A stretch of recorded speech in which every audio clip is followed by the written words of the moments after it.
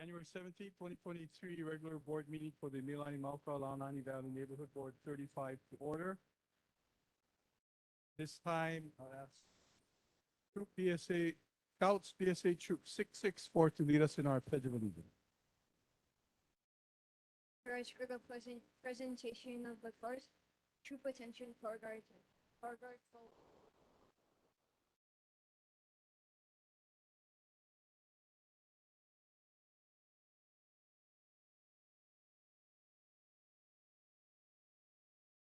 Right wheel.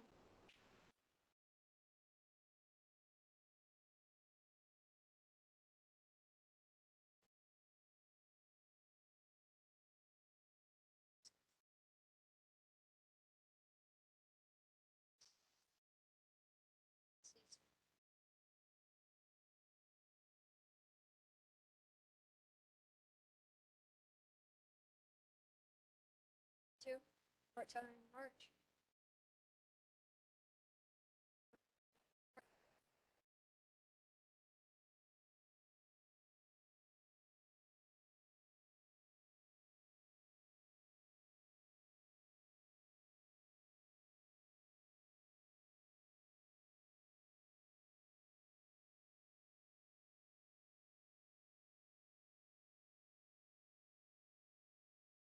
Four.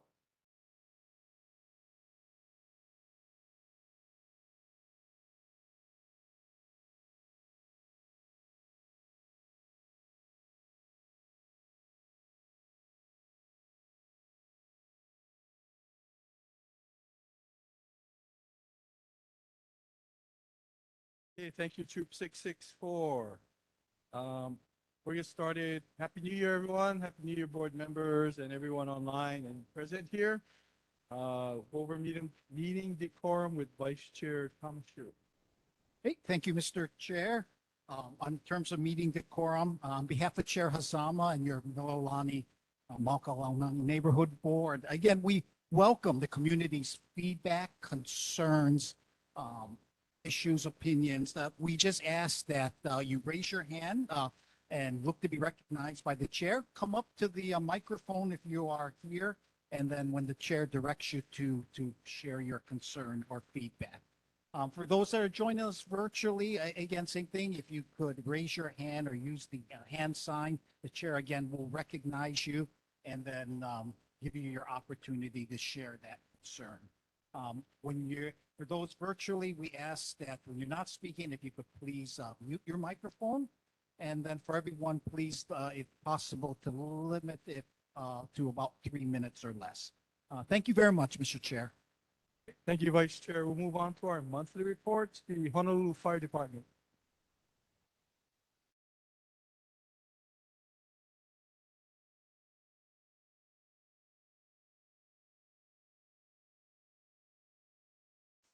Captain.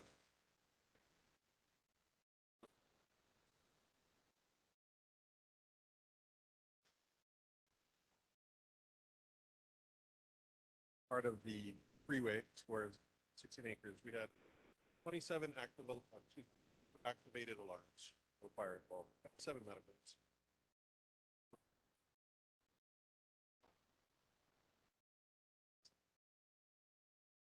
I'd also like to share our fire safety tip.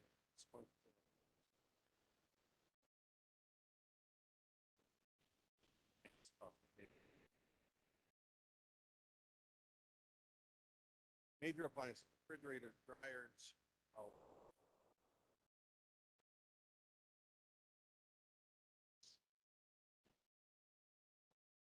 Check electrical cords, ensure they're not running across doorways or under carpet. That can cause heating issues. Extensive cords are intended for temporary use and have a licensed electrician.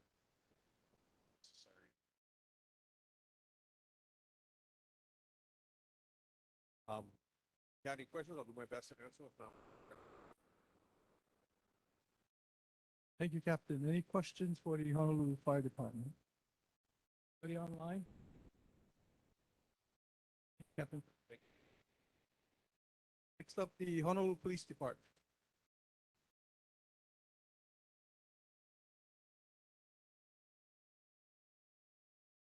evening, board members, and good evening, audience, and anyone on video chat. My name is Tibi Noma. I'm the HP representative for this board meeting. So I just want to start off our safety tip for the month. As you know, unfortunately, we did have a recent burglary where a woman was involved. She did get assaulted. So we just want to remind our community members, the Mililani area, just always secure your windows. If you're not using a room, definitely just to secure that window, secure any doors you have, and if you have floodlights, definitely turn them on, keep them active, and put security cameras around your property to just mitigate, to deter crime. You don't want to be a victim of a crime at all, especially what happened last week. And if you want to know what's happening in your community, definitely you can use our crime mapping tool on the honolulu.org. Thank you. Any questions for the HPDs? Go ahead. Thank you. Happy New Year. This is coming from members in the community. I was hoping they would meet tonight, but they haven't shown yet. There was some questions about the park and ride area because we still have the temporary bike housing, the green shelter that's there. We noticed that in the mornings it's really filled with a lot of debris. We found people sleeping in there, as well as in the brush around the area. So of course the question is, there consistent patrol, at least through the park and ride. The lights are all on now, which is fabulous. But they were asking maybe if the HPD vehicles that have the spotlights, could kind of just drive past. I don't know how that works, but if they see someone in the housing, just say, hey, you have to be in here. I personally have found small little baggies that shouldn't be in there. I haven't found any needles, but obviously there's some activity overnight happening. Hey, any other questions or concerns for the Honolulu Police Department this evening? Going online? Thank you very much. Thank you. Appreciate it. Moving on to Board of Water Supply. I know Kathleen's online. Kathleen? Hey there. Can everybody hear me okay? Yes. Go ahead. Okay, I have to tell you, your sound from that room is a little rocky. Just letting you know. Okay, aloha everybody. Haole makahiki hao. Hope everyone had a great holiday season. I'm proud to report main breaks in your community this past couple of months. So yay, go team. I do want to let everybody know we will be at the BIA Home Improvement Show this coming weekend at the Blaisdell, January 20th to 22nd. And we hope if you do come down that you will visit our booth. We have just newly launched our residential toilet rebate. For those of you who are old enough to remember, we had a toilet rebate back in the 90s. And it was extremely popular. So it's information is online at boardofwatersupply.com, or you can call me at 748-5319 if you want more details.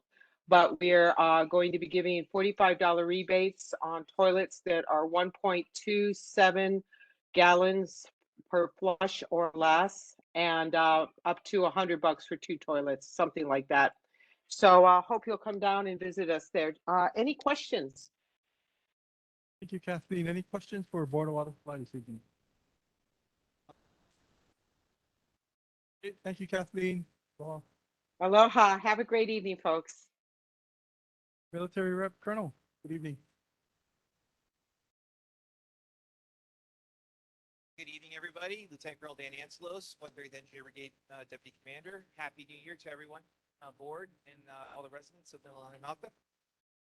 Some announcements. The U.S. Army Garrison Hawaii Morale, Welfare, and Recreation Division is holding another job fair on January 31st at Elamano Military Reservation, or AMR.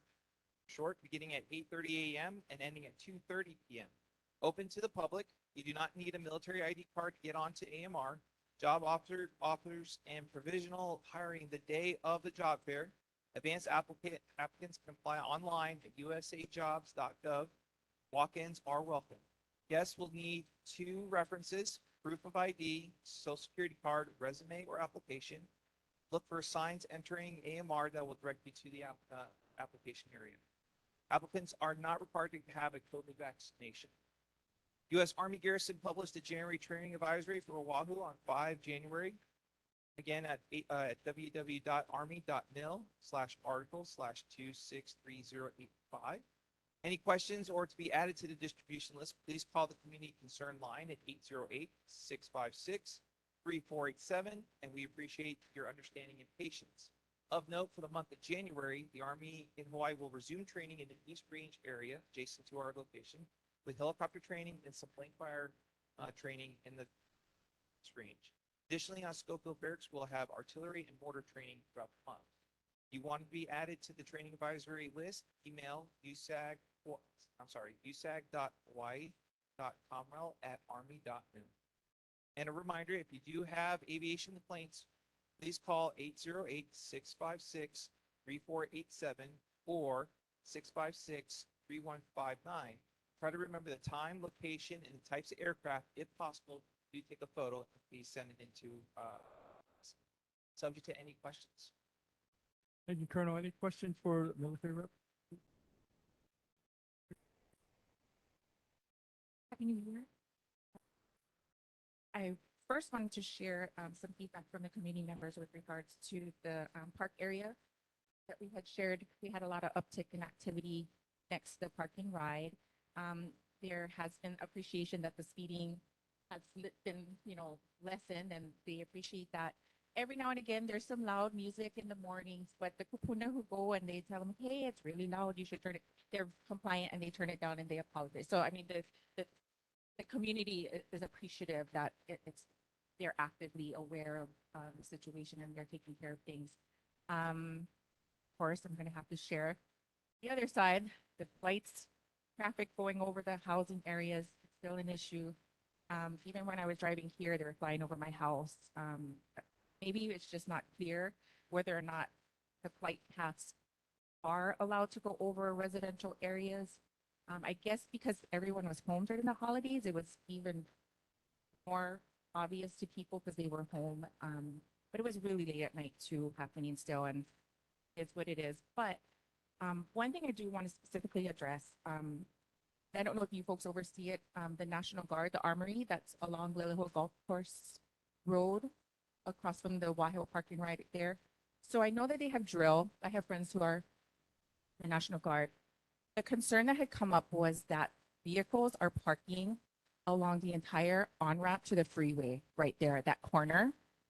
To the point where they're literally all the way down to where the grass wasn't mowed, which is along and they're right up against the roadway. And we get a lot of big trucks that turn, and we got a lot of uptick in pedestrians in that area too. So that seems really dangerous, and I don't think it's legal for them to park there. It did pass through my hands, and I'll give you a copy. I'm sorry, Chair, I didn't have a second copy. But this was taken last week, Friday, where the park and ride, including the military reserve space, it was empty. But they started already parking out in that grass area. So maybe share that, and maybe they can make sure they fill up the parking stalls as much as possible first before going there. I know about 3 years ago, they had it taped off with yellow tape, so they couldn't pass that one particular area that was the on-ramp. So maybe we'll look into that again. On the back is the date and time. It was last week on the 13th at 8:31 a.m. Okay. Any other questions for the military rep? Going online? Okay, Colonel. Okay, moving on to board business. This is a carryover item from our last meeting in November. In discussion on whether board meetings should return to 100% in person. Discussion.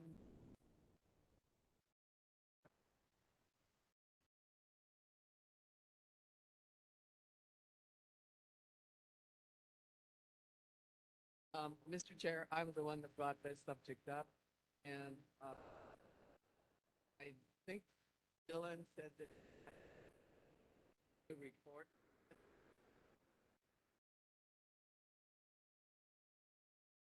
Go ahead. I don't have anything to report, Chair. I think we talked about it last time. If we have the virtual option for everybody, we've not forced the board members. Do have a good turnout tonight. So I think that's kind of what you were requesting, Alice. Is that correct? So I don't think a motion is in order because if we go to 100% in person, not be able to join virtually. So it limits how many people we can. Find out from you, Chair. There are um,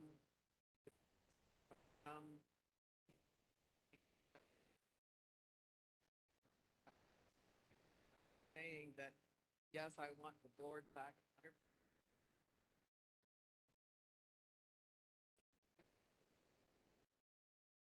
Concern.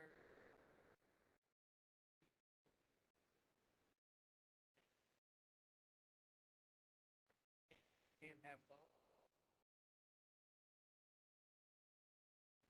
Chair, you want to take this one? Yeah, so I think the issue is that I can request and encourage and highly encourage them, the board members, to attend in person. We allow for a hybrid of any kind. I don't have any vehicle to compel them personally do it, but I will encourage them. Board members, I think you're correct, you should be here in person. But Dylan's point, I think if we take away the hybrid opportunity, we'll take away some opportunities for city employees or elected officials or even public members who testify because they can't physically be here for whatever reason.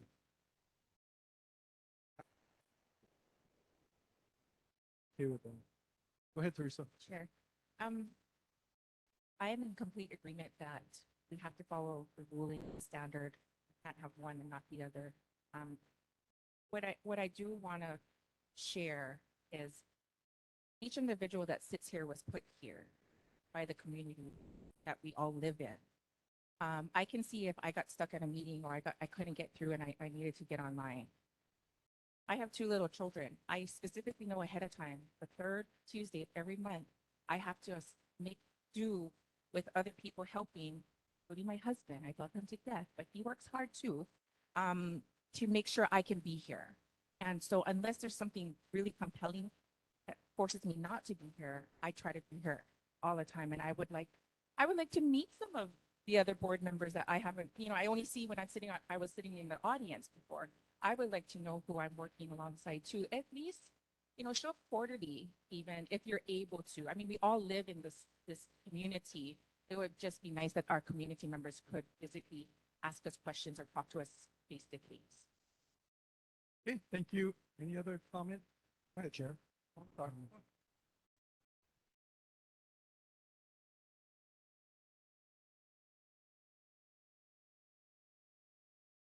Hi, I'm Susan Kukamalia Broussard. I represent Grace Point, right around the corner. I'm also active in our community as a substitute teacher. And we use this facility. Thank you very much for us to be here. Because of Board of Alice dropped, that's what it's going to take. Secondly, I was counting who was on the online, and I counted originally 2 with Diane, and then the general board. So if you just minus those 3, there wasn't a lot of people online to begin with. And then they abandoned ship as soon as they needed to have it stayed for the whole meeting. I think by asking people to come here and bidding for this 1 hour would be to everyone's advantage, because we then hear them in person what they want, not what they're going to get. Right? Thank you so much. Other comment? Going online? Oh, yes, I'll speak on this. I totally understand why it would be better to appear in person.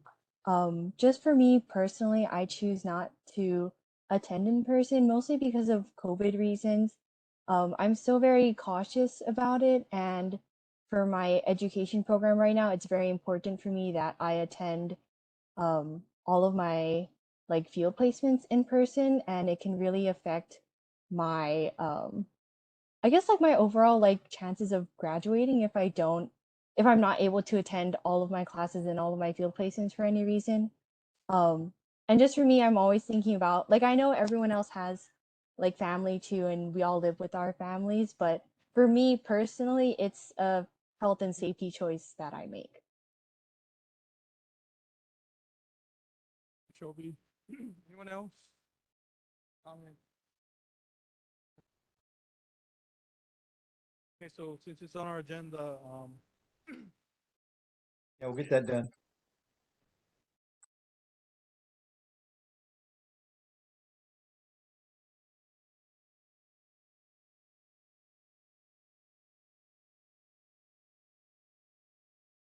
okay, we have a motion. Do we have a second?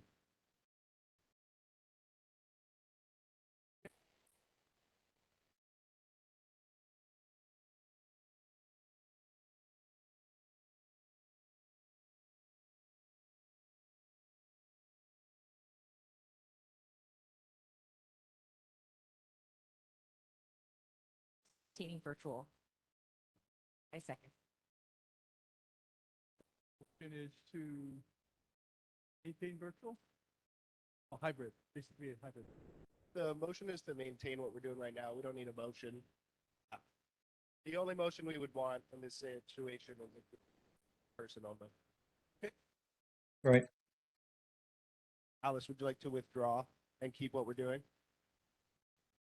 Thank you. Okay.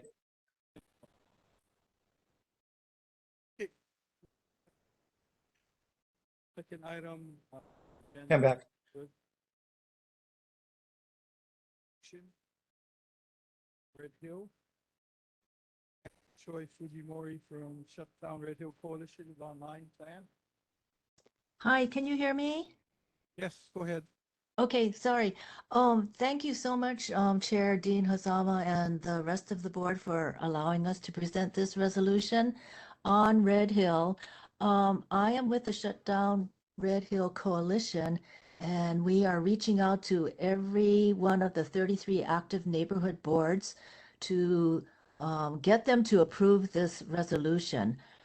We have about 24 boards on board at this time, and we're sure hoping that your board can join the crowd.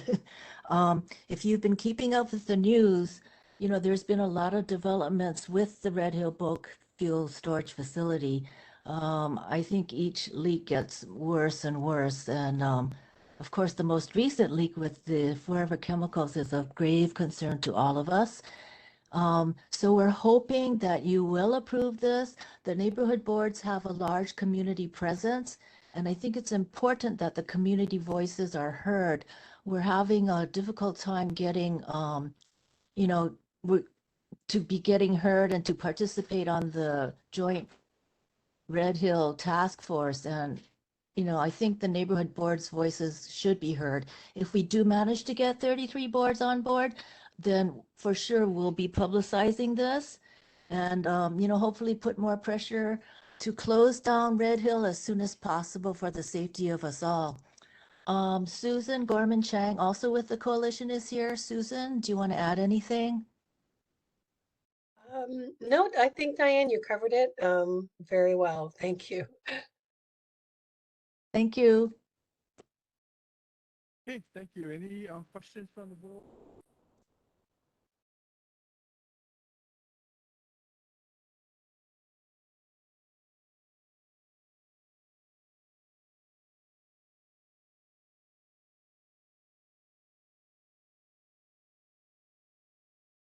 Anyway,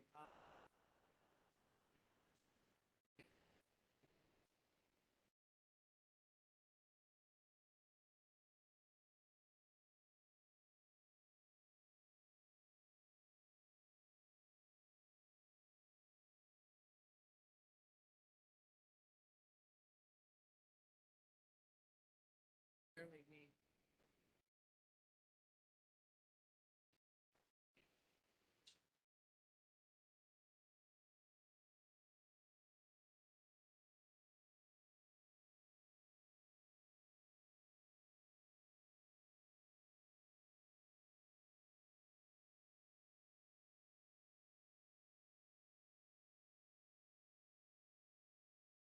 Thank you. Any other comments from the board? Go ahead.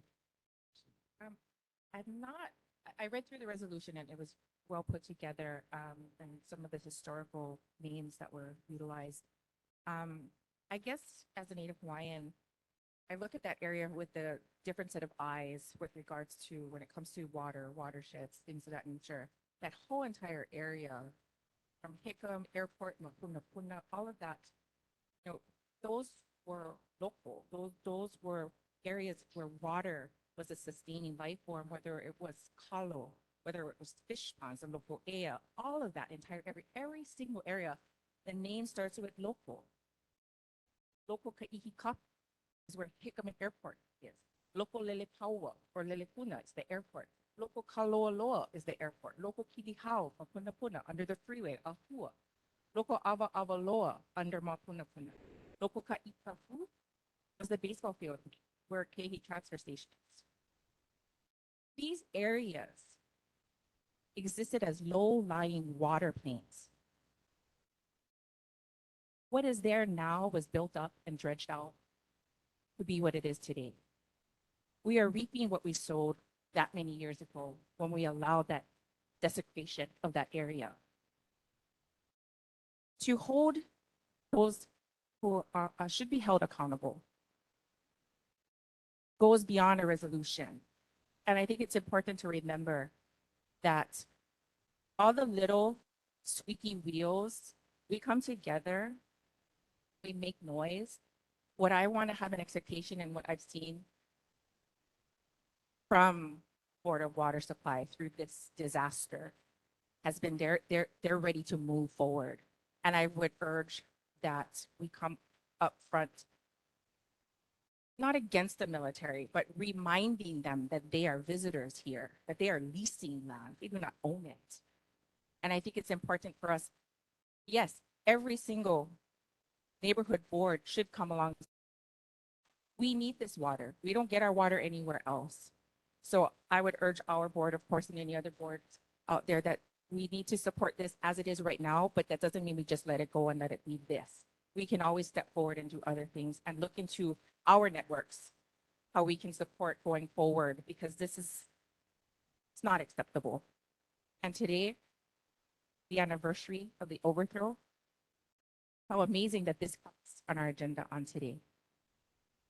We need to do the right thing and we need to hold those accountable that need to be held accountable.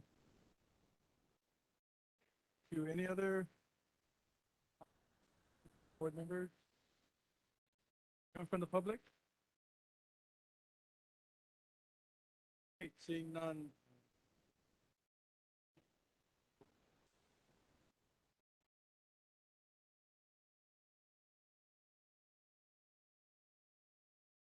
I move that our board supports the resolution that's written. Second?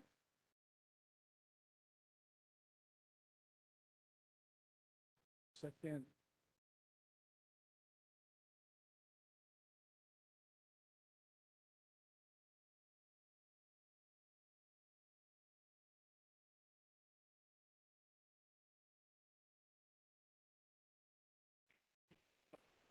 Second, any further discussion?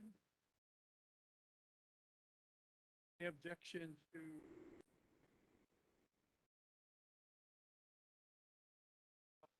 the abstention? Seeing none, then the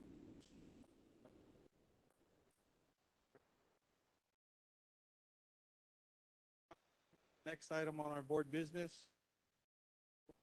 find the local resiliency hub project presentation. Anybody online from them?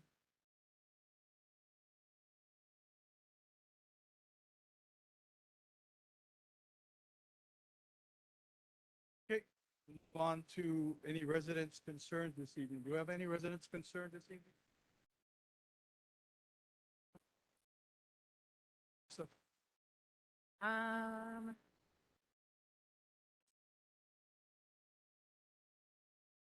Actually, I think I can wait for CD. So wait for CD. okay, any other residents concerned?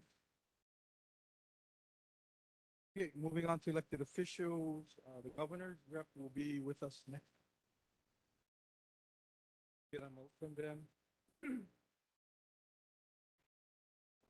Congressman Ed Case, Nestor Garcia. Mr. Chairman, members of the board, can you hear me? Yes, we can. Go ahead. Yes, Mr. Chairman. Members of the board, thank you for allowing congressmen to appear before you. As in the past, we make an effort to try to appear before the neighborhood boards in the congressional district at least once a quarter. In the past, it was I that appeared before this board. And for a while, we had someone else, someone actually lived in Mililani, Kira, who attended your board, Mr. Chairman. But now I've been reassigned back. Like to come to Mililani, Mauka, Mililani, YPO neighborhood board. So I'll be reporting back to you as usual, as I've done in the past. In the chat, Mr. Chairman, I did share with those online a copy of the Congressman's first quarter report to the neighborhood boards. I can try to share it with those that might be able to see it. I don't know if you guys can see that. Mr. Chairman, are you able to see that? Scroll down a little bit. Yeah, okay. Yeah, so just to say that best wishes and Happy New Year. Happy Lunar New Year as well to the members of the boards. He talks briefly about the accomplishments of Congress, not just the Congress member, but all of Congress.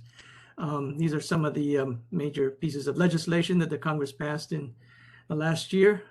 The Safer Communities Act, which helps to deal with gun violence, especially since we've been experiencing some of that here on island. Honoring our PACT Act is for our veterans, especially those who had to work near what's called burn pits and were exposed to dangerous toxic chemicals. And so the Veterans Administration has been going around the communities, actually statewide, trying to build veterans about the benefits they could get from this piece of legislation that was signed into law by the president. The CHIPS and Science Act, which will bolster our ability to develop semiconductors actually here in the country rather than having to rely on China and other countries to develop chips for our needs. The Inflation Reduction Act, which has a lot to do actually too with climate action and slashing prescription drug costs, lowering healthcare premiums. And the Respect for Marriage Act, which will keep marriage equality the law of the land. This year, he talks about his thoughts going into this new 118th two-year Congress. I sat with him just about a couple of hours ago. We sat with the Star Advertiser editorial board, so he also shared his thoughts with that paper of record, what he plans to do. What he's trying to do is trying to see whether he can confirm his committee assignments. He is pretty confident that he will sit once again on the House Appropriations Committee, which is responsible for funding our federal government, all the different programs and services. Not quite sure whether or not he'll be back on natural resources. He's going to try to get back on that committee. Normally, when you are assigned to the Appropriations Committee, that's a lot of work, and you're not supposed to sit on another committee. You're not supposed to. But he was able to get a waiver in the past 4 years to sit on a second committee, in the Natural Resources. I'm not quite sure whether or not this waiver will be applied to this coming Congress with the new majority in place. So he's in town for about a week or so. He participated in a couple of parades, the Lunar New Year parade through Chinatown and Martin Luther King parade yesterday. He'll be attending the opening day ceremonies at the state legislature tomorrow. He actually did meet with the governor and the lieutenant governor this afternoon, along with the other members of the congressional delegation. And he'll be meeting with the mayor later this week. So with that, Mr. Chairman, members of the board, I'm open to any questions that you might have. Thank you, Nestor. Any questions for Congressman? Yeah, come on up. Nestor, we have a question. Go ahead, Chairman.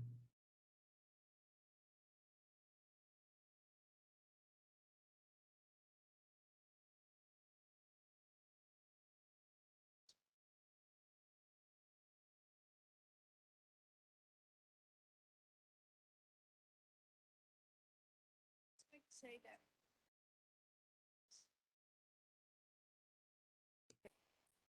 we can't, I would like to know what it says. So if you're not going to read, send copies here for us to have, because you covered a lot. It's important. And I think many of us would like to be able to really go over it. Thank you. Okay. Hey, Mr. Chairman, I'm sorry, the audio was not that. I think I pretty much figured out what she said, that she wanted to have hard copies of Yes. the first quarter neighborhood board report. If she can, I don't know if she's online, but if I can get her name and maybe her email, I can send a copy to her. Mr. Chairman, I'll be sending copies over to you as well. If you're not able to access it through your chat, I can send a copy to you and hopefully you can pass it around to those who might be interested to get a hard copy. Thank you, Nestor. I just wanted to say on these agendas, at the very end under announcements, item B is archive. We have a Google Drive that we created for the boards, and all of these documents can be found there, and you can print them out yourself. We try to get everything, all the elected official reports, pretty much anything that comes to our office at the neighborhood office, we'll get posted to this if it's pertinent. Okay. Okay, Dylan, I'll be sending over a copy to the chairman and I can copy you as well. You can get it on that. Yeah, I can CC you as well. My email's on the agenda as well. Okay, got it. Any other questions, Mr. Chairman? Let's start with one. So my understanding, the SNAP funding for the state has expired. Any way the congressman can restore it moving forward? Yeah, I think it expired because it ran its course during the height of the COVID pandemic, but we'll see what we can do. I'll reach out to Department of Human Services and kind of put our heads together and figure out what we can do going forward, Mr. Chairman. States getting ready to carry some people forward with some funding. But for the federal government to keep that going, because we still have some families here that are in need of support. Exactly. I understand the need. Okay, Nestor.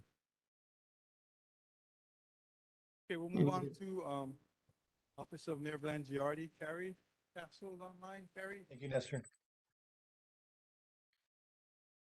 Good morning or good afternoon, good evening. Boy, I'm in a different time zone. Good evening, Chair Hazama, board members, and everyone on attending this meeting. Carrie Castle, Deputy Director with the Budget and Fiscal Services Department, representing Mayor Blangiardi this evening. One thing that I wanted to be sure to cover that is, I'm sure, on everyone's mind is the real property tax assessments that has been very much discussed in the media.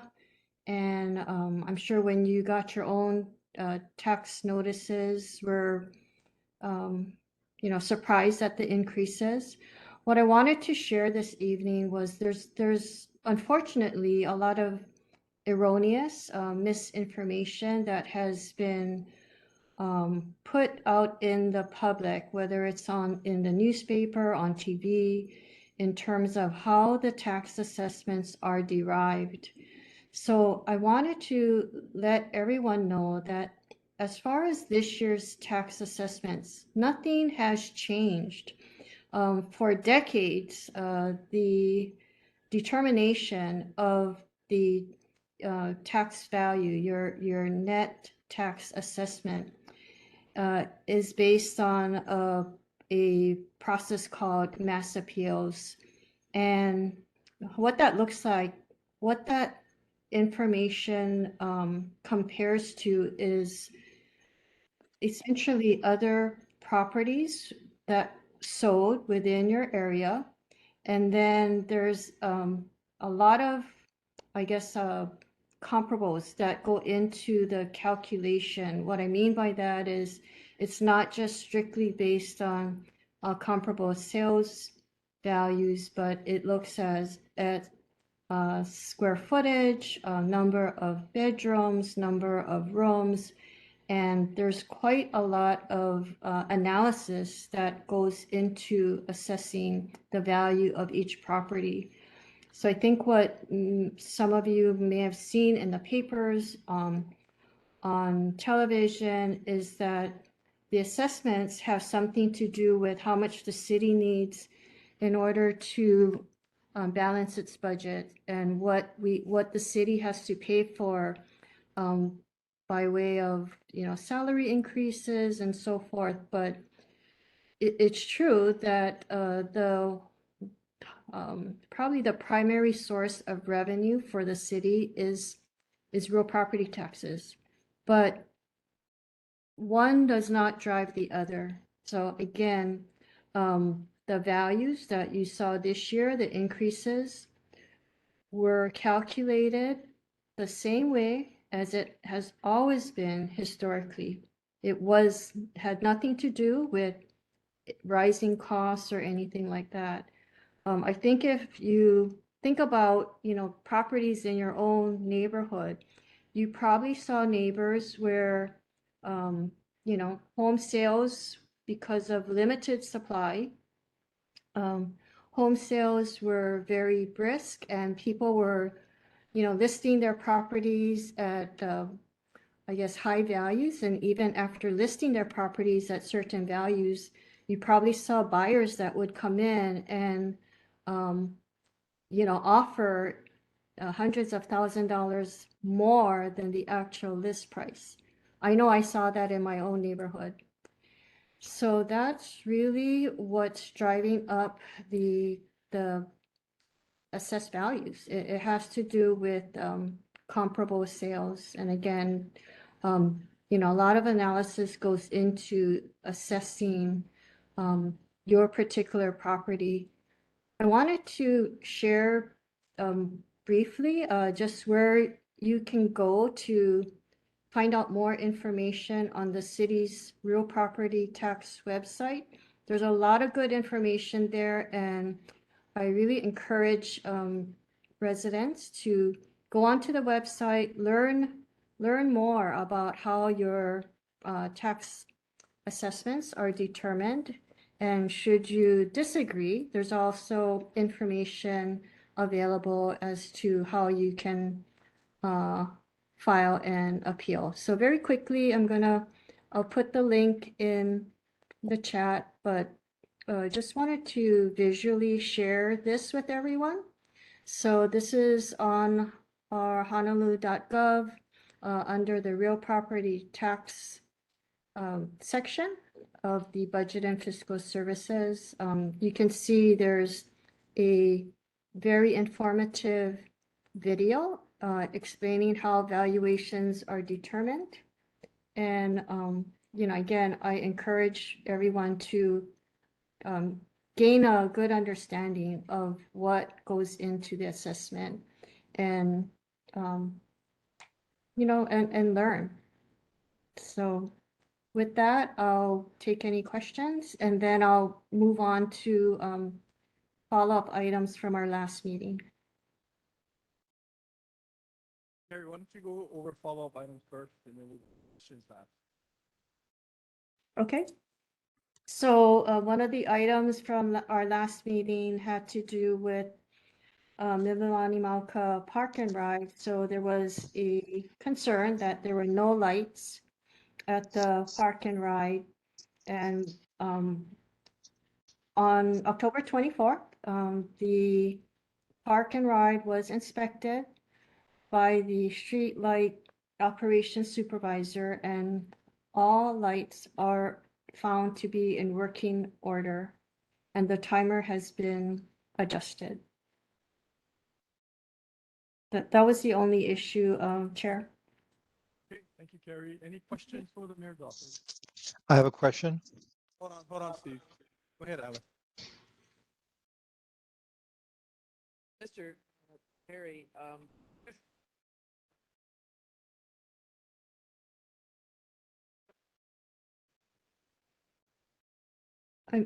I'm sorry, Alice, we can't hear the question. the question is, we've seen a terrific rise in house prices. We have also seen interest rates. So interest rates are going to cause those house prices to come down. There are certain areas that I've been keeping track of it in the newspaper where there is excessive property tax assessments because of rise in prices. I would suggest that it would be a good idea, rather than put a moratorium on this and see how it hangs out in this year, because the house prices are not probably going to remain up. I know that the interest rates are. I have a house in my neighborhood that's been about the middle of the year. There's been nobody looking except maybe one or two. I think it would be behoove the mayor and the city council to perhaps look at a moratorium on any change in the property tax assessment for year or so this thing. So, Go ahead, Steve. Go ahead. Yes. Here, you want to respond? oh, or- yes, I was going to respond. So just for everyone's knowledge, Mayor Blangiardi takes this issue very seriously and has a team that's currently studying different options to help see what kind of relief can be offered. So we hear you and we're addressing the concerns. Go ahead, Stephen.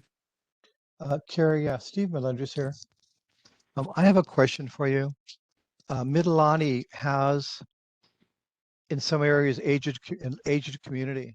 I remember talking with Senator Kadani about this some time ago, about building community for us now, for the children, and for our children's children. That being the point, I've been approached by constituents concerning the issue of the rising tax value of the houses.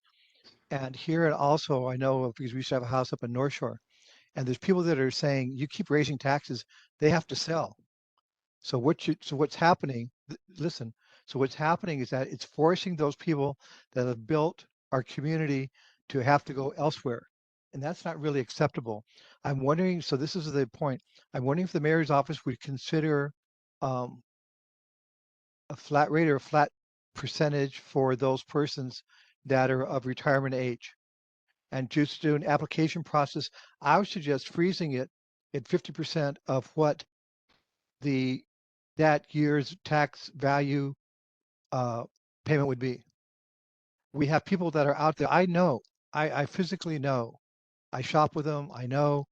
I'm of that age, but I'm working. I have other resources, so we're good. But I know many people that are the salt of the earth for Mililani, who have worked, raised their kids, served on boards, taught soccer, everything, and built the community. And now they don't even know if they can.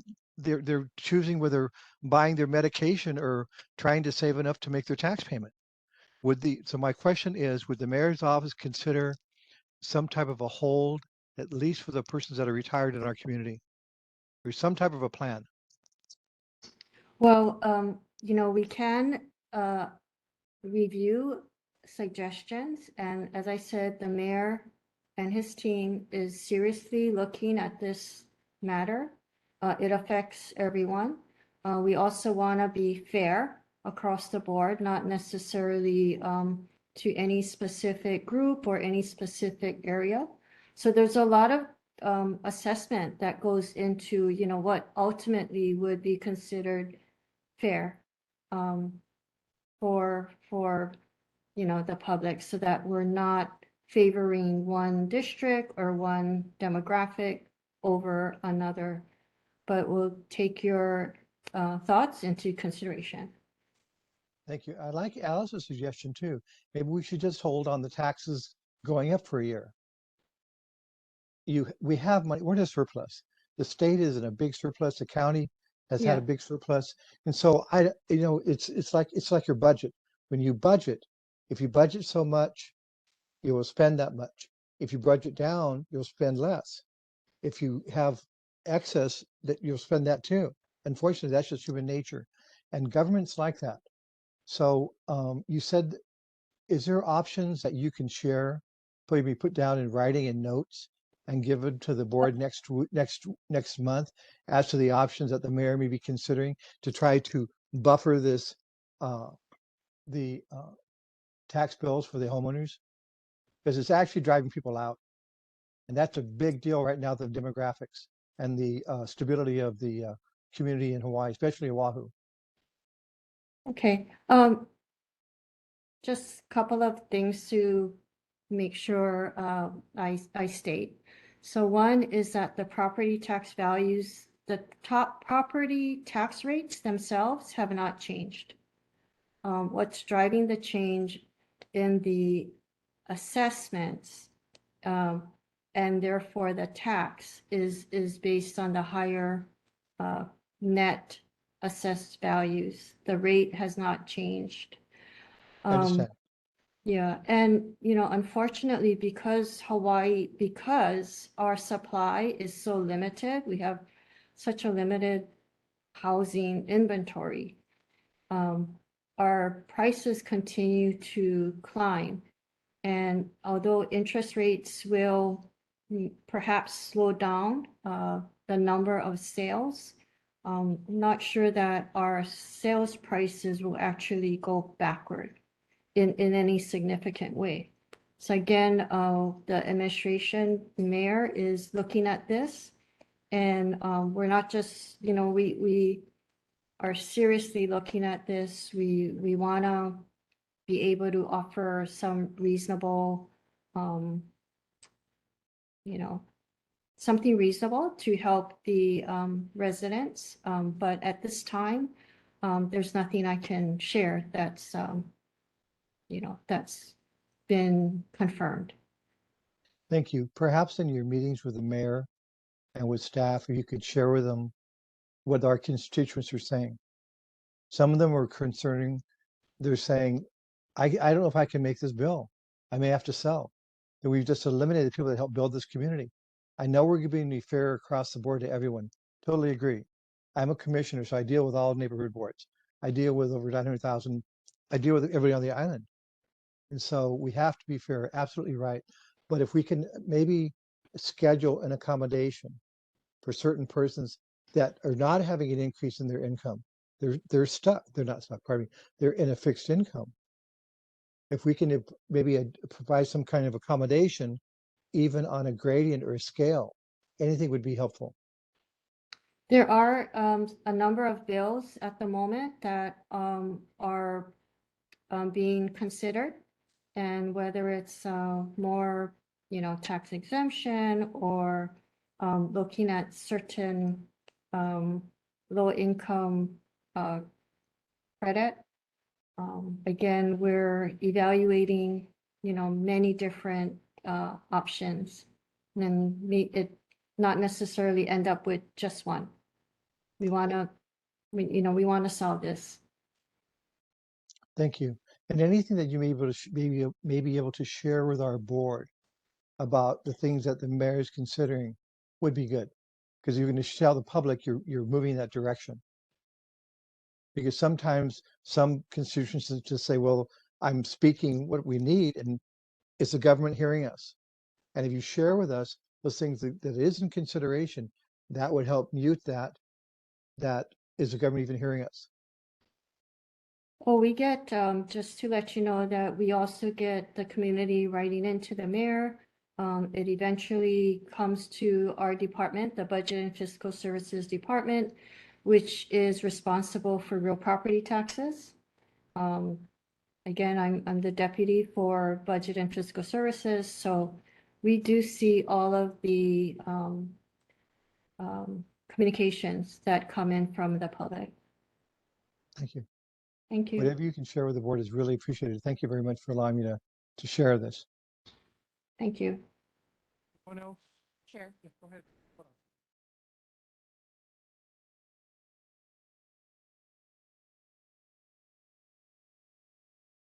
on. Name's Rick Black. So you said all the lights in Mililani Park and Ride were inspected, is that correct? in October? That's what I've been told, that on October 24th, an inspector went out there and indicated that all the lights are in working condition and the timer was adjusted. Except for the one that don't even have a light on it. Been that Uh, for 5 months. Sorry, could you elaborate, please? Oh, the 2 wires are sticking straight up. They removed, he's saying they removed one of the light fixtures on a pole so the light's not there. So, Yeah. pole's there, but the fixture is gone. So you might wanna follow up on that. Okay. So yeah, I can help out. Hi, Carrie, Dylan here. Hi, Dylan. Sure, I have business cards on the table back there. Could you send me an email with all the details you can? The more specific, the better. Oh, which pole? Yeah, I mean, if you can take a picture. Hey, Mililani, I can go get the picture. There's no problem. I Yeah. mean, but if he inspected it, it wasn't there when he inspected it. I live over it. Walk there every day. Gotcha. So, I mean, all you gotta do is go look at the pole and you won't see a light on top of it. If you want me to send you a picture, I'll be glad to. Yeah, because so what we do is just we reroute them. Every concern that you guys bring up, we send them to the department That's that no it has to problem. go I can to. email it to you. I got your email. That'll be no problem at all. Thank you so much. All right. Just to side note on that, Dylan, I do have a list of quick notes. One was to repair and replace damaged missing light fixtures. So I can additionally add that, and that's because it comes up on the conversations because I'm there in the mornings during the week. So point it out, and we see the dark spots. There are blind spots because of the fact that there are missing poles. Poles literally gone from the ground, but there is one that's missing right at the front. I can make that notation in here. Also for photos, but it would help if our community members did provide that in addition to just myself. We're talking about park and ride. Oh, the last two things, and we appreciate that the timers have been adjusted so that the sun is coming up. The lights are still on when the sun is down. And that makes it so much safer for those walking from their cars to the bus shelters. There's actually, I should have mentioned this, inside the park and ride where the bus shelters are, there's like an area for folks to pull in to drop off, which would include the handy vans because there's a ramp on the inside. Unfortunately, whoever the contractor was when they did the repavement and resurfacing, they painted parking lines to block that access of that driveway area on the inside. I don't know if someone can go in, whoever oversees the facility can either remove the lines or paint over them. But it causes even the OTS, their drivers, when they have to wait for the bus to transition with the bus drivers to trade off, they oftentimes can't park there because there's cars parked, and that's actually the drop-off point for handy van. So there's no accessibility for handy van. And I shared this with HPD earlier. The bike shelter, if we could at least secure it so it can't open, that would be helpful. So people won't continue to throw all their trash. I found dirty underwears in there last week. It's just not something that should be in there, especially if kids have access to it too. So that's the park and ride thing. What I wanted to actually share was with regards to the property values. And let me preface this to say that my dad was in the Army, my grandmother, my grandfather were in the Army, and my grandfather on my dad's side was in the Army. And former Command Sergeant Major 3rd Battalion here at 25th Aviation Regiment, Jason Atkinson, is a extended family to me. So I don't mean to sound like I'm beating up our military personnel, but with property values, my understanding is there's a lot of breaks given to our military personnel, which should be ideally with regards to property taxes. We are on an island. We're already struggling against COLA and BAH. Housing costs for rentals has gone up, skyrocketed because our COLA and BAH continues to drive the market up, which causes our people to leave. We can't even afford to rent, let alone buy. I have been blessed that I was able to buy my home. But the taxes, they have to pay some sort of fairness in taxes, including vehicle registration.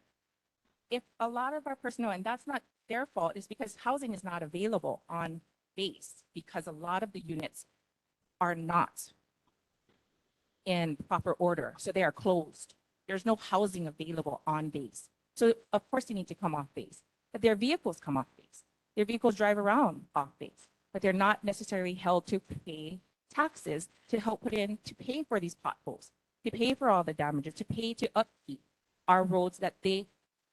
I have lots of my neighbors are military, and a lot of them do not have Hawaii registration, President County registration, or safety inspections. But they use the same streets I do. And so I think there has to maybe be a conversation. We don't want to be like other places where you just can't live off base. That's not practical. But maybe we have to look at really, if you're going to live off base, then you need to pay a little more in the portion because you're not staying on your base and you're utilizing outside and the upkeep. It shouldn't just be put on the residents to upkeep if we have a lot more vehicles out there because we have our military living off base. And the only other thing would be city trees. This has been a bone of contention for a lot of those in this neighborhood, especially because of the broken sidewalks. We keep repairing them and we're so thankful the city is on it. The repair, it's job security for repairs and patching of our sidewalks. But I'm just confused. Maybe there's a way to figure out who in the city decides to put trees that break up sidewalks and our streets. I mean, just going up Mauka, there's at least 3 areas where it's buckling again. We gotta be more practical. I mean, Poor Ridge is coming in, it's the same trees being planted right next to the sidewalks. I'm just hoping tell me how I can be a part of that committee. I'll be there. Any other comments for the mayor's office? So in regards to the trees, I think that's a city coordination issue because developers don't want to put in the trees, but they're required to by one city department. The other city department is required to then fix all the problems of the trees. So definitely something I think the city can look at. They've started a little bit trying to look at trees that don't have these invasive root systems. But it's definitely something that I think the city needs to get together, the departments that they want to do. EPP Thank requires you. trees to be in, and then AFM is the one that has to fix the sidewalks out.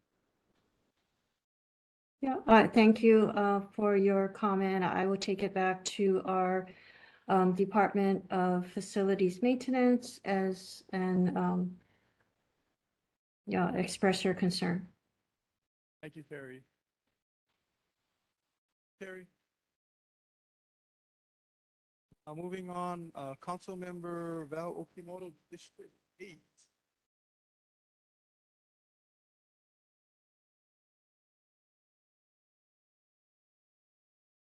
I'll let that hard discussion be of that. I'm here. No, I am. I mean, I'm all of Mililani. Yes, I have everything. Good evening, Chair, members of the board, members of the community, both in person as well as online, virtually. Yeah. Thank you. My office was taking note. I mean, I am Council Member Val Aquino Okoro, representing District 8, which includes now not just all of Mauka, but all of Mililani. So I'm really grateful to be here. Thank you for having me. You have my written report before you.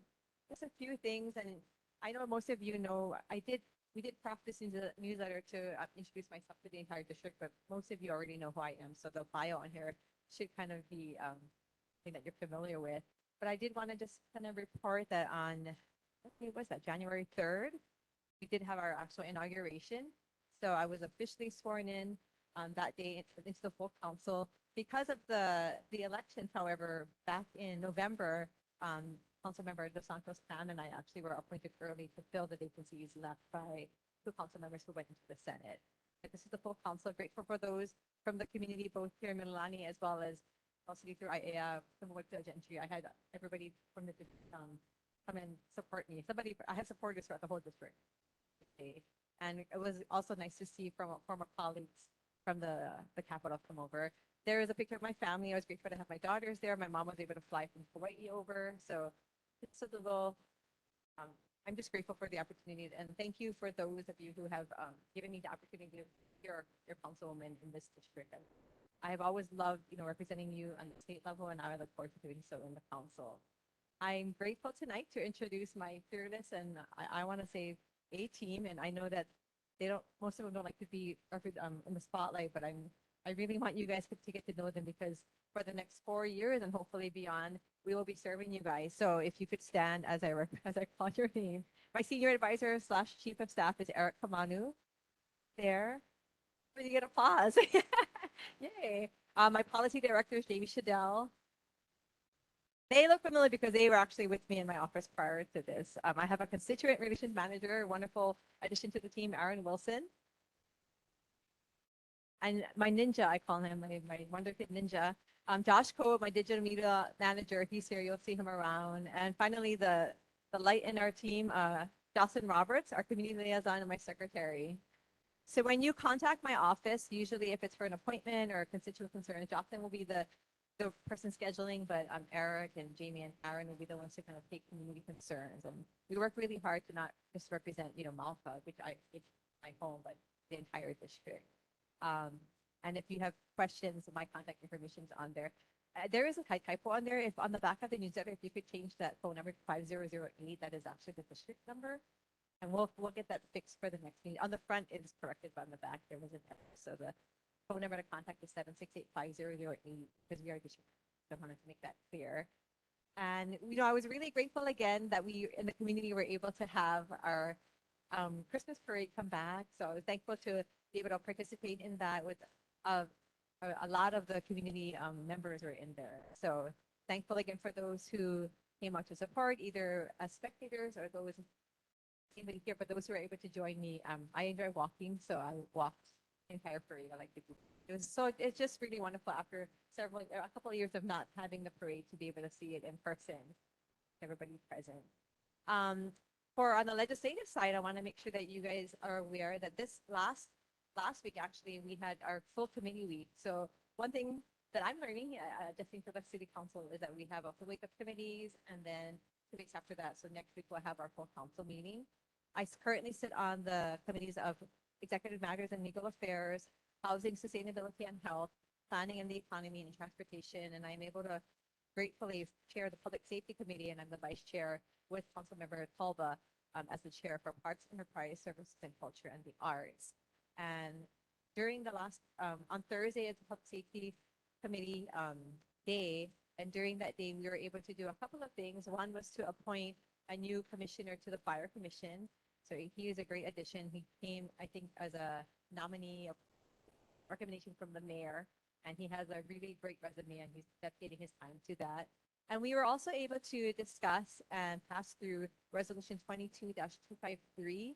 I was grateful for the council members in the council who actually came, and I learned that in every district, this is something that's a concern, and this concerns the sit-lie law. And this resolution was Councilmember Calva's initiative, and he was really concerned because in his district specifically, there are instances where multiple homeless people are surrounding the schools and, and causing sites or scenes or even acts of violence with each other that are kind of detrimental to the safety of the children.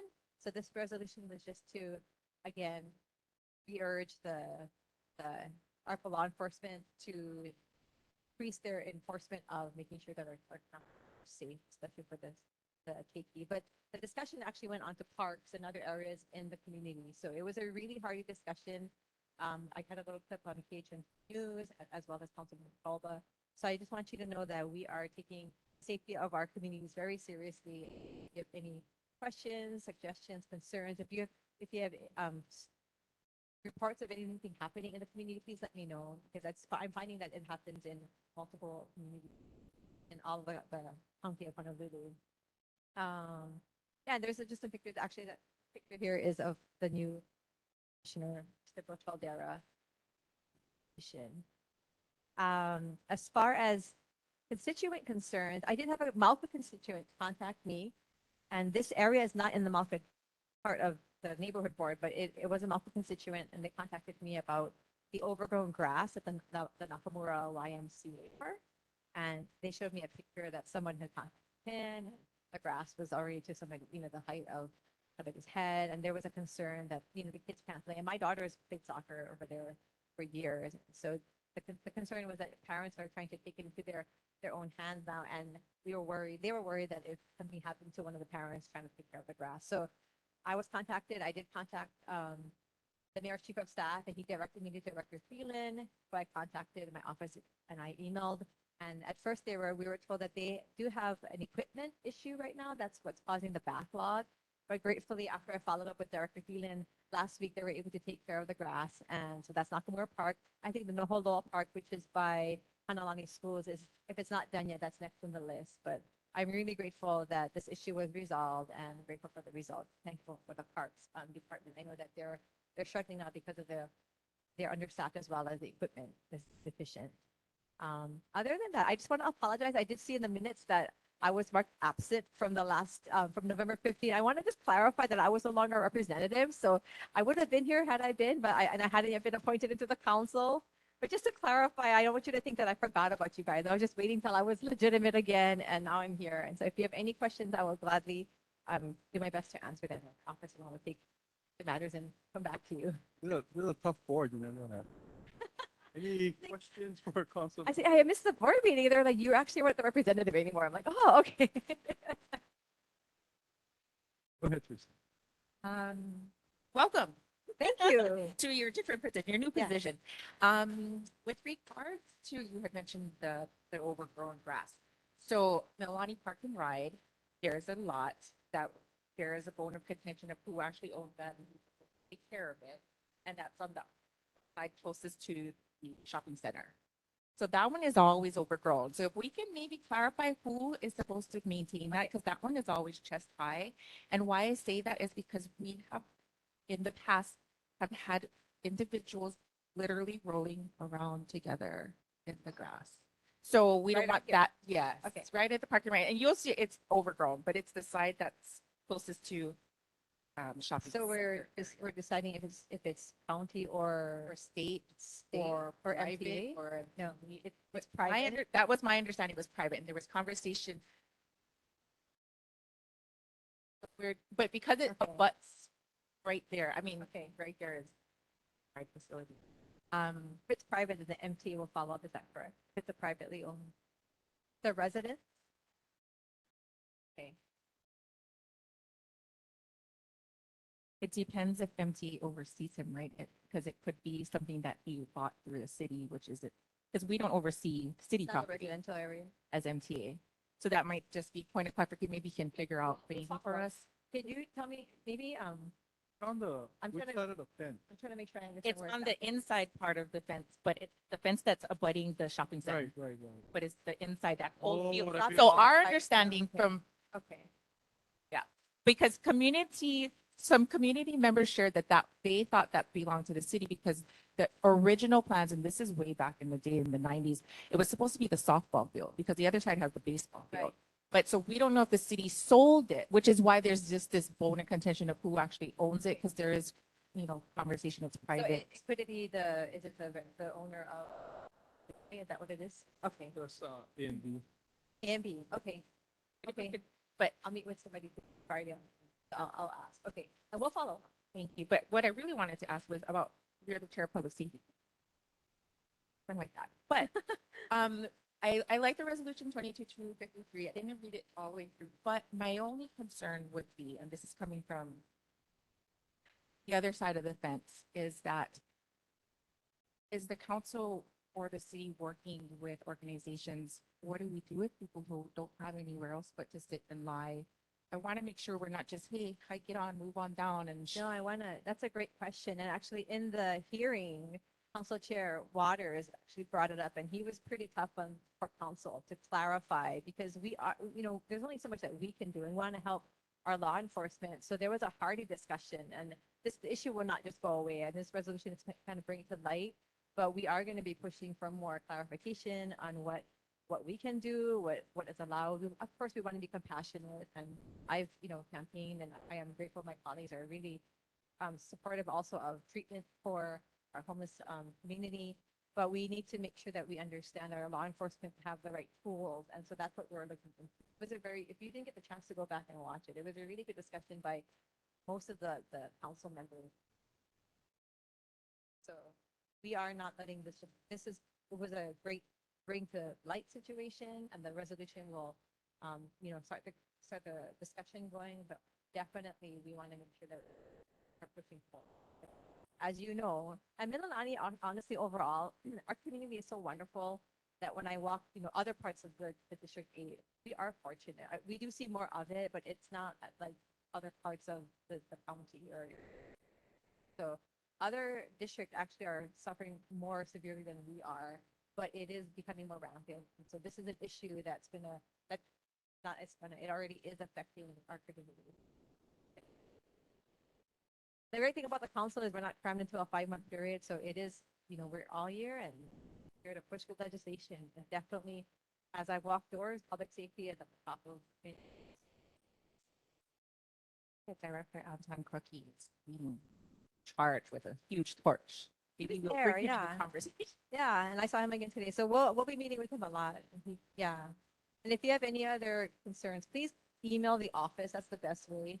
If you tell me to my ear, I'm gonna forget really quickly. So that's why I have a little behind me. She'll pass it on to the wonder team that I have. Yes. Any other questions for? Now, I know you didn't get this on turnover, so half of our streets are scheduled to repave summer. Okay. The other half of the streets, though, we're not. In Mauka or Mililani? Mauka. Mauka. That's the other side. That's Daniel's bass problem. Yeah, so I think we need to get that in the budget because it wasn't not funding. When did so the funding for this came last year or is The funding, current ones that are, she does all the content. okay. That has been funded. I think the mayor's office said that the contract will be actually summer. Half of the list that requires repaving. Okay. Okay, we'll look into it. Got that. March. Because the budget, we go for budget in March and then January. Okay. Okay, thank you. you. Thank you, Chair. Okay, thank you. Thank you. Hey, Councilmember Wire, who's still online? Aloha, Chair, members of the board. So just following up on Councilmember Okimoto, so the part of the District 2 covers comes down to Wakao Street. And so I definitely look forward to working with Councilmember Okimoto as often as I can. I wanted to also introduce Michael, if you wanted to just do a quick, put your cam on and say aloha. He'll be our policy manager and also constituent liaison for this area. Michael, if you wanted to say a few words.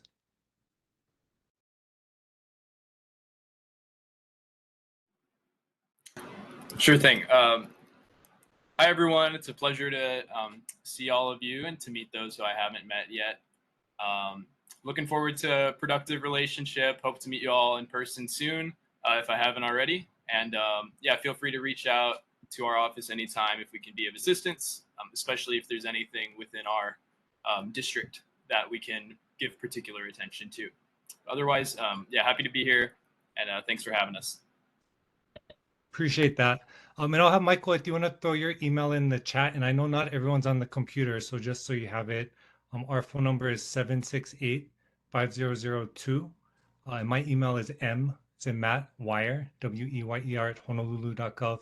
We'll be sure to have a newsletter to circulate at the next meeting. Just in terms of committee assignments, I'm excited to be chairing the Committee on Housing, Sustainability, and Health, and then vice chairing budget with Councilmember Cordero as our chair, and then also being a voting member on Committee on Zoning, Committee on Planning and the Economy, IMLA, Executive Matters, Legal Affairs, Executive Management, and then Public Infrastructure and Technology. We met with DPP director last week to kind of go over some of the issues a lot of folks in the community have raised regarding permitting and also enforcement. And so I am really hopeful. Deputy Apuna walked us through just the digitization they're doing to move a lot of the permitting online to speed it up. And then, of course, as many of you are aware, the 3,000 person vacancy at the city is affecting DPP, as it is facilities maintenance, which is the department that fills our potholes in our roads. And so I'm looking forward to the audit that the council requested last year. The auditor told us it'll come back this July, so we'll get that in a few months, and that's an audit of the Department of Human Resources. And so that should give us a little bit of a framework and guidance on how we can help speed up the city's hiring process, so we can get those positions filled, so we can get services out to all of you. As BFS Deputy Director mentioned, they were at or did a presentation on the property tax valuation process. And I think what I'm hopeful, understanding that there's a lot of complexities with the budget and the type of relief, and I know no promises could be made today, but one thing I know that I think would be useful is increasing that homeowner exemption. So for people that live in their home, right now I think it's 100,000. If you're Kupuna, it's 140. If we push that amount up a little bit, understanding that all these increases we've seen, right, in home values isn't going to go back. It's probably going to stay consistent and likely will just go up. So I think if we can provide that long-term relief for homeowners, that can provide, at least put us on a better footing going forward. Open to other ideas. I know BFS Director mentioned one-time tax credit previously when he was interviewed. That's something I think I'm definitely open to, and I'm hopeful that some of our colleagues at the council will be open to. But yeah, I'm looking forward to working with all of you. Please reach out. Like I said, give us a call, give us an email, and I'm happy to take any questions. Thank you, Councilmember. Any questions?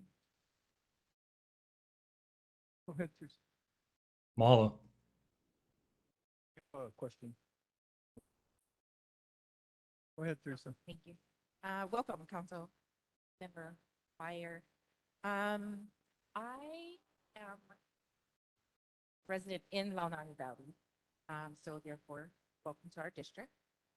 What I wanted to do real quick was just to follow up with something. I don't know if we have the meetings from the minutes from last meeting, but Trinity Church Central Oahu, which is right at the top of Wekau at the turn before you go down the hill, there were some concerns with a lot of the accidents that have been happening where people are in that turn, that hairpin turn, they've been just smashing into their fence regularly, including taking out their water standpipe at one point where they had no water for about 4 days.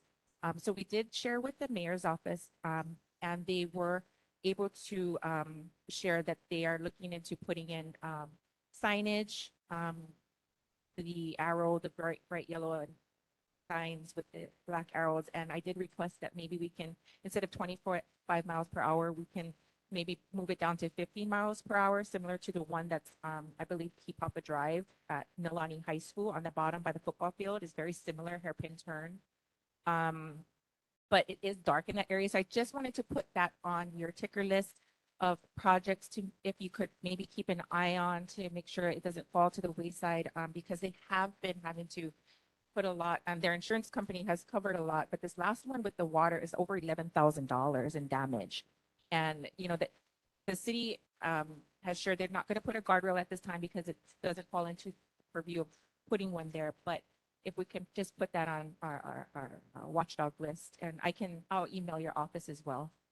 Yeah, no, please do. We can definitely take a look at that. And then also, like was mentioned earlier, when the budget process comes through to see if there's anything needed. Just so everyone knows, Kelly Anaya is also staying on staff. And I know she's been to some of these meetings as well.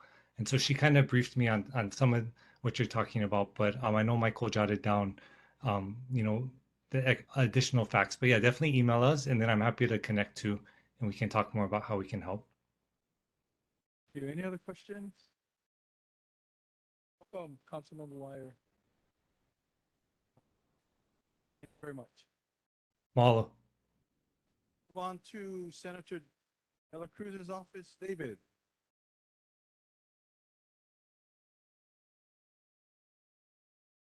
David Cho.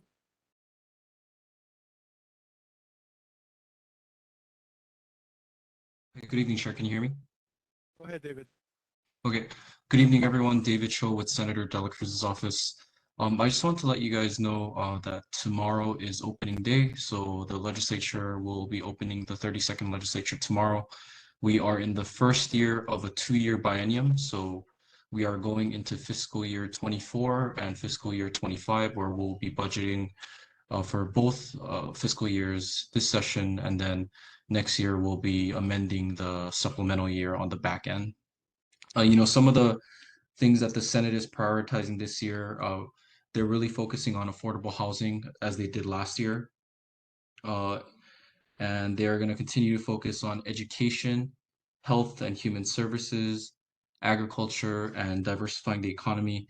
Last session was really historic because of the amount of surplus that we had in budgetary funding. This year, it looks like it'll be the same, where we're looking at a $1.9 to $2 billion budget surplus. So I know the senators are really excited to do some big initiatives this upcoming session. For those who want to tune into the opening session, tomorrow we'll be opening at 10 a.m. based on how the Constitution requires us to. And you're able to view that on our Senate YouTube page. And if you, for those who want to tune into the House, the House also has their YouTube page. So both sessions will be live broadcast. So please feel free to tune in. It'll be I believe since we are in the first year of the biennium, it's usually a festive type of ceremony. So there will be performances, and the president usually always gives his annual opening statement. So please tune in for that. Other than that, I wanted to follow up from the last meeting. I know the chair had mentioned that the agreement between the Department of Education and the City and County of Honolulu for the use of the parking lot at Mililani Middle School. I contacted Department of Education this past week, but they were supposed to get a response for me by today. The AS Tanaka hasn't responded yet. So as soon as I do get that information, I'll disseminate that to the chair, and then he can provide that to the members. Also, please be on the lookout for our monthly newsletter. I am going to try to get that out by tomorrow, and I will forward it to the neighborhood assistant so that he can provide that with the minutes and provide it in his report. So if you have any questions, I'm happy to take them. Thank you, David. Any questions for Senator Dela Cruz along this evening? Okay, thank you, David. Thanks, Chair. Representative Matsumoto. A very interesting thing.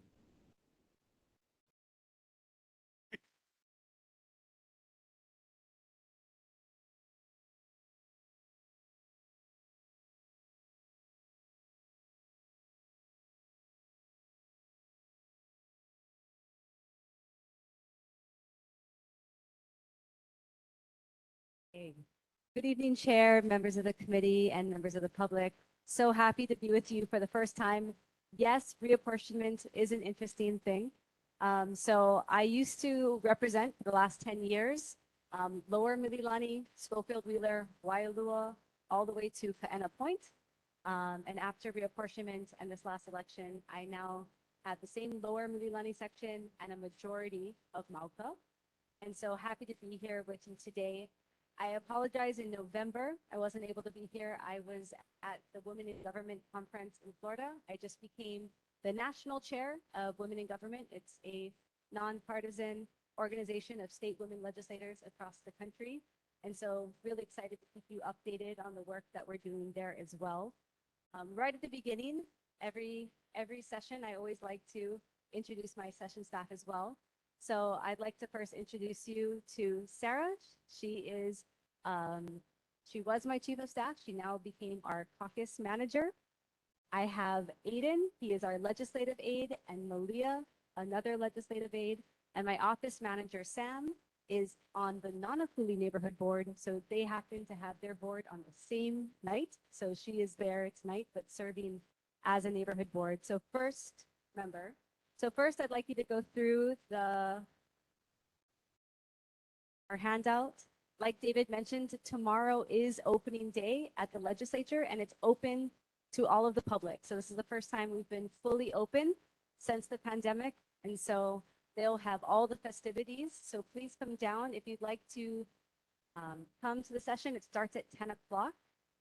If you'd like to come to the gallery, and then of course visiting our offices from 12 to 2. we will all have our offices open. So please come and visit me. I'm in room 302. The other thing I'd like to go over is we've done just this week, I was on PBS Insights with the majority leader as well as the assistant majority whip from the Senate, Blaze from Civil Beat, and a member from Common Cause. And so if you want to go look up the PBS Insights, we did an hour talking about the legislative priorities. That just happened this last week. And also lots of different community events happening in Mililani. I think the fun one was I got invited to a culinary Top Chef Challenge where they all had to use seaweed in some way, shape, or form. I'm not going to lie, I was very hesitant about being the judge for that competition, but it was really impressive what the students came up with. And then also because, again, I'm new to Mauka in representing the neighborhood board, I wanted to make sure you knew we send out an e-newsletter about every 2 weeks unless something big comes up. And so if you go to repmatsumoto.com, the first thing you'll see is the button to click up to sign up for a newsletter. And I just encourage everybody to do that because we can only send out the updates in the mail so often. And a lot of times with the legislature, things are happening, really quickly. And so I encourage you all to sign up for the e-newsletter. And then also, we had the activity, we have an e-activity book for youth. I wanted to encourage you all to also go to our website. We have that PDF, something we put together so they can learn about the legislative process. It's a great tool if you want to pass that out. And then last, I wanted to say thank you for all of those who participated both online and via mail on our legislative survey. And so I handed each of you our survey results so you can look through that. We had 197 people respond back with the survey results. And I think it's always so interesting is to see the top 5 issues that emerge every time. The issues that were the most important is number 1 was cost of living. So that almost every year as a number 1 issue. Crime was number 2. Something that I think is interesting to point out is I've been doing these surveys for 10 years. Crime was never in the top 5 till last year. It was actually number 1 last year and again, number 2 this year. And so something that I think is something to note.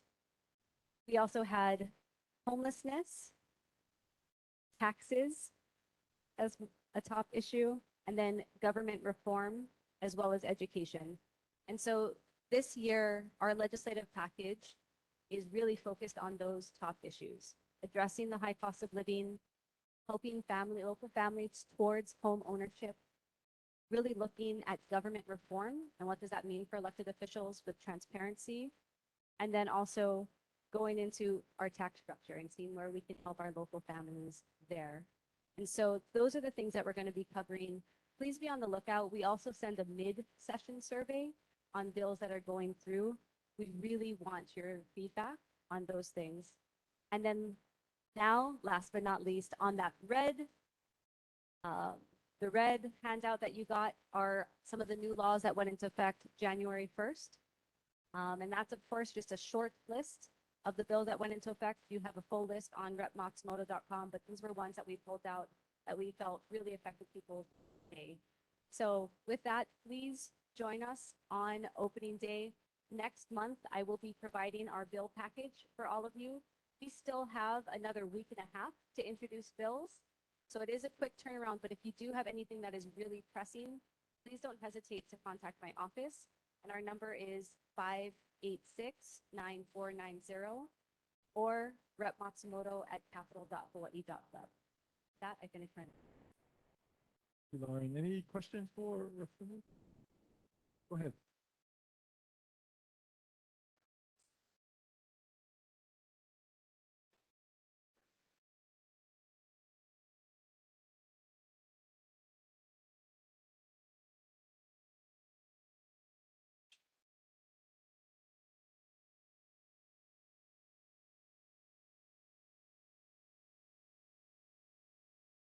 I'm introducing that.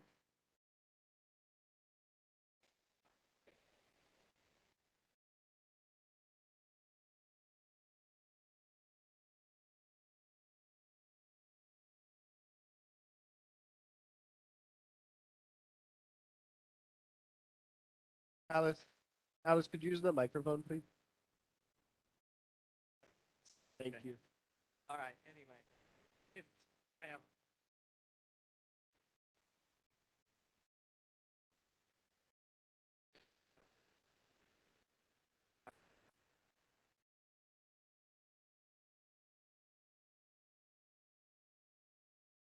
So that was something that was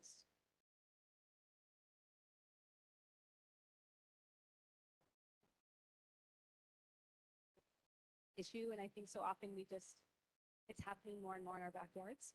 And so realizing that it's something really important to address.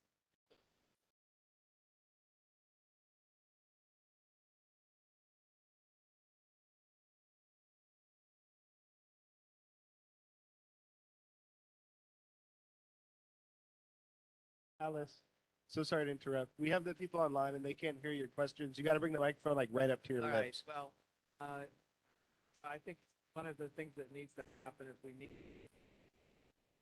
some of that to be just of that. Thank you. Any other questions for Representative Matsumoto? Anybody online?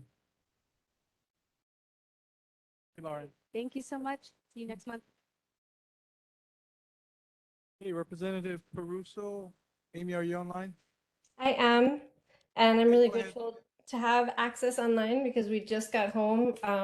As Lauren mentioned, tomorrow is opening day, so we're just getting started. I wanted to first welcome everybody into the building for session tomorrow. We are in 444 now. We've moved upstairs. In part because the House has reorganized. So as you may or may not know, we have 18 new members of the Hawaii State House, and there's been a reorganization of leadership that's kind of accompanied that shift. We are going to be serving I'll be serving as the chair of the Committee on Higher Education and Technology. I'll also be serving on the Committee on Education, Ag, and Energy and Environmental Protection. So we've already begun the work. We started actually during interim. We did a lot of work around agriculture and education. And our focus around education is really to extend the Hawaii Promise program from the 2-year colleges to the 4-year colleges. So it provides educational opportunity and economic opportunity for our students who come from families who may be struggling. And then we're also introducing a bill to set up a teacher apprenticeship program so that teachers who are going through their student teaching will be supported with stipends. So that also helps to build our teacher workforce, is to really kind of strengthen grow our own program. Around food systems, as an agricultural district, the majority of District 46 is agricultural. And we know that our local farmers and food producers are really critical.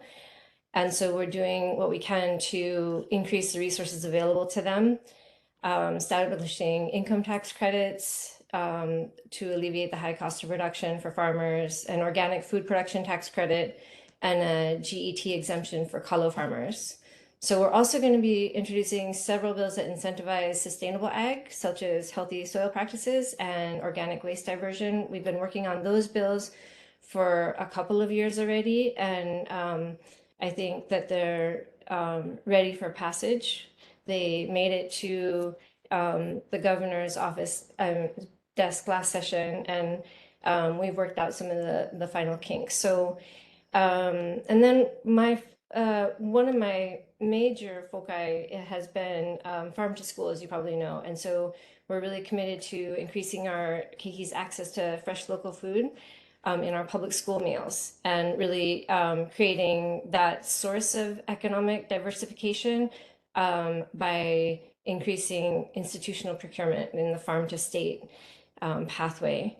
So doing a lot of like nitty gritty detail oriented work on that. That's been really exciting, and also responding to a surprising outcry from the community about environmental protection. As you know, my district now stretches out to Kaena Point, and a lot of folks out there, especially in the most agricultural areas have been complaining about the use of pesticides and worried about the impact on public health. We're having a forum on the 19th, so that's Thursday at Whitmore Village. If you'd like to attend, we're going to be analyzing new data that's become available and that we've aggregated and analyzed. And then we'll be working with the Department of Health to mitigate some of those public health impacts. There are two more main areas I'm working on that may be of interest to this body. The first is economic justice.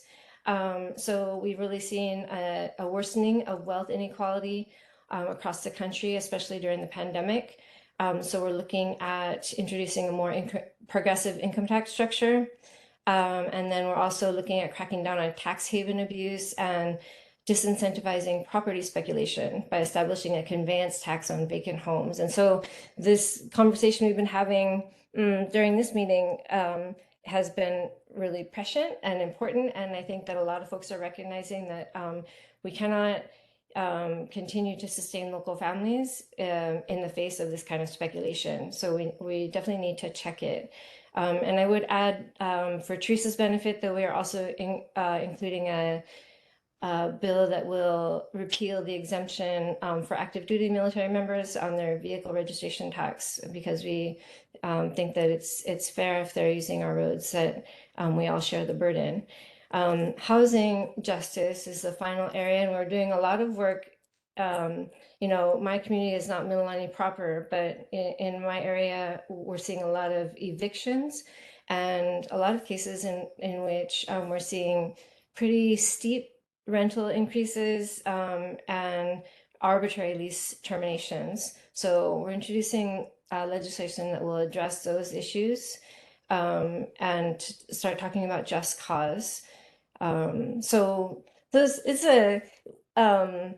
would say the overall, the policy agenda of the majority, right? So what we've been working on with statewide constituents has been focused really on affordable housing, mental health, and mitigating the climate crisis through environmental protection. That's, not the policy priorities for all of the members, but that is the majority direction. And I think that, as a new member of leadership of the majority, it's actually really daunting to take a look at the enormity of the problems facing our communities and to recognize that if we don't address the core key problem that underlies all these problems, the problem of governance and good government and transparent government and clean government, then we can't solve any of these problems. So I agree with Lauren when she talks about looking at the 31 recommendations of the Commission on improving the standards of conduct. That was a House body, and we will be looking at all 31 of those recommendations and seeing which ones we can use to improve what we're doing. So I'll put I already emailed my newsletter, but I'll put my contact information in the chat again for folks who want to reach out. But again, feel free to call or email our office anytime, and I'm open for questions. Amy, any questions for Representative Russo?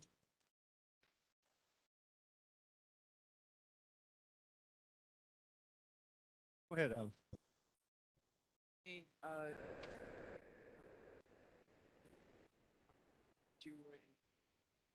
I can't hear.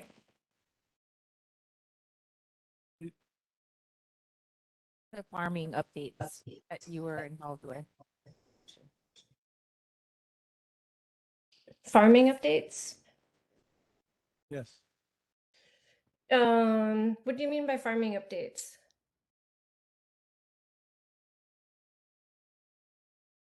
I didn't hear the whole question, sorry. It might be with regards to the Whitmore area, out in that area, those labs, the ADC there's any follow-up or anything has come up over the last couple of months. Any updates? Oh, that's a really good question. So if you are talking about the Whitmore Hub, those plans are still moving forward as far as I'm aware.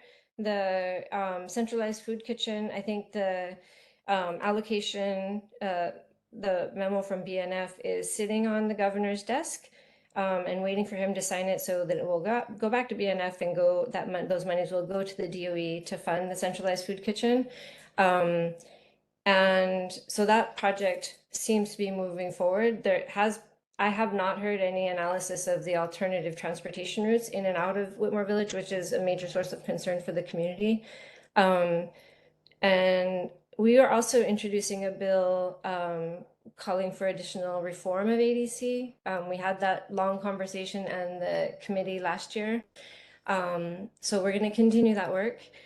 But I think that the work that we're doing around healthy soils and sustainable agriculture really is meant to connect with ADC and trying to create ways in which we can better support small farmers. So making those lands and those license agreements more available to our small farmers who, are just looking for places to grow food. Teresa, go ahead. Hi, Amy. The centralized food services, how would that impact if we're trying to be more sustainable and utilizing foods being grown maybe within campuses or within our communities? How does moving things away from each individual school cafeteria, is there an impact on the usage of what's grown? That is a political question. And it's a fraught question, but it's an important one. And I think we just had at UH West Oahu, we just had a Transforming Food Systems Summit 2 days ago now, I think. I don't know, time is flying. But, that was one of the central questions that folks were grappling with because a lot of those folks have been working on food systems transformation for as long as 20 years, right? And for them, the centralized industrial kitchen kind of approach seems to be moving in the opposite direction. So I think that you're going to see that conversation play out at the Capitol. I think that we might see an effort to move towards something of a hybrid system because that model is not going to work in all places and all spaces. And I think you're also going to see community members, there's a couple of factors. One is community members want to invest in our schools. Like they see the schools as the centers of the community. They don't want their school cafeterias kind of gutted or defunded or, and the other one is kind of a labor question, right? So how do we maintain those good unionized school cafeteria worker jobs and manager jobs? And I think that's I'm not sure how it's going to play out, but there are a lot of people who share your concerns, so you're not alone. Yeah, it's not Uber Eats, you're not trying to drop off 4 meals, you're trying to drop off 400. So it seems a little illogical, but you'd mentioned there's an ag meeting on the 19th. Where and when? It's at Whitmore Village in the gym, and it's going to be from 5:30 to 7:30. Okay, thank you. Any other questions question from someone in the audience?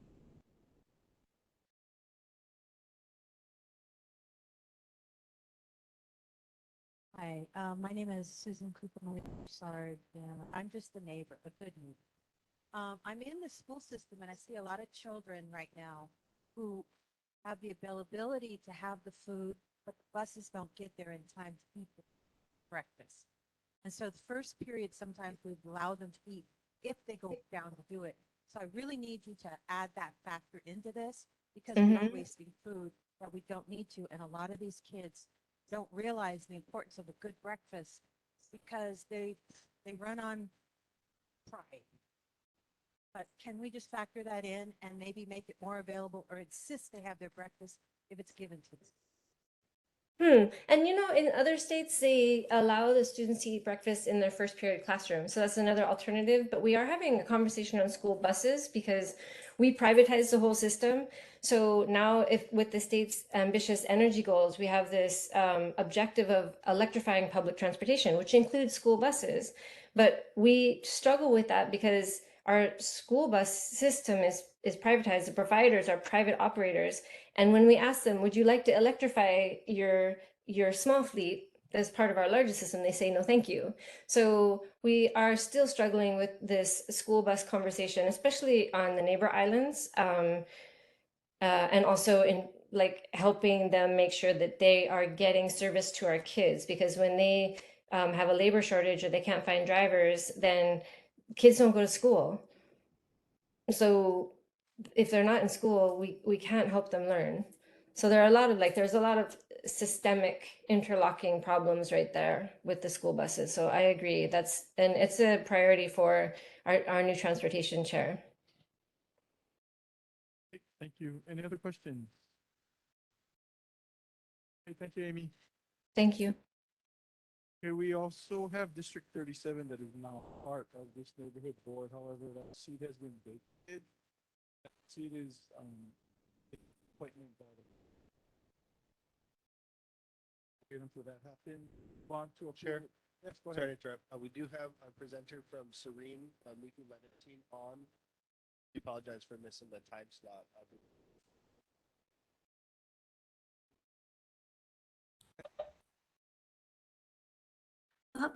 Aloha, everyone. Okay, so have a couple moments to share here. So sorry, I think I joined literally just after the time that I'm supposed to present.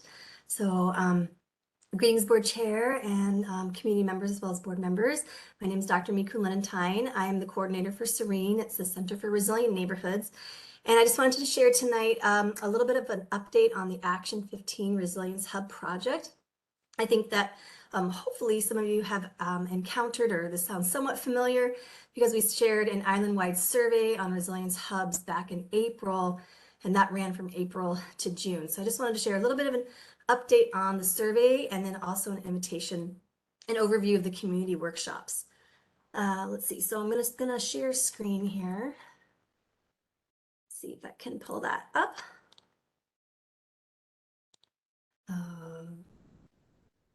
Okay, are you able to see the screen okay? Go ahead. Okay. Okay, great.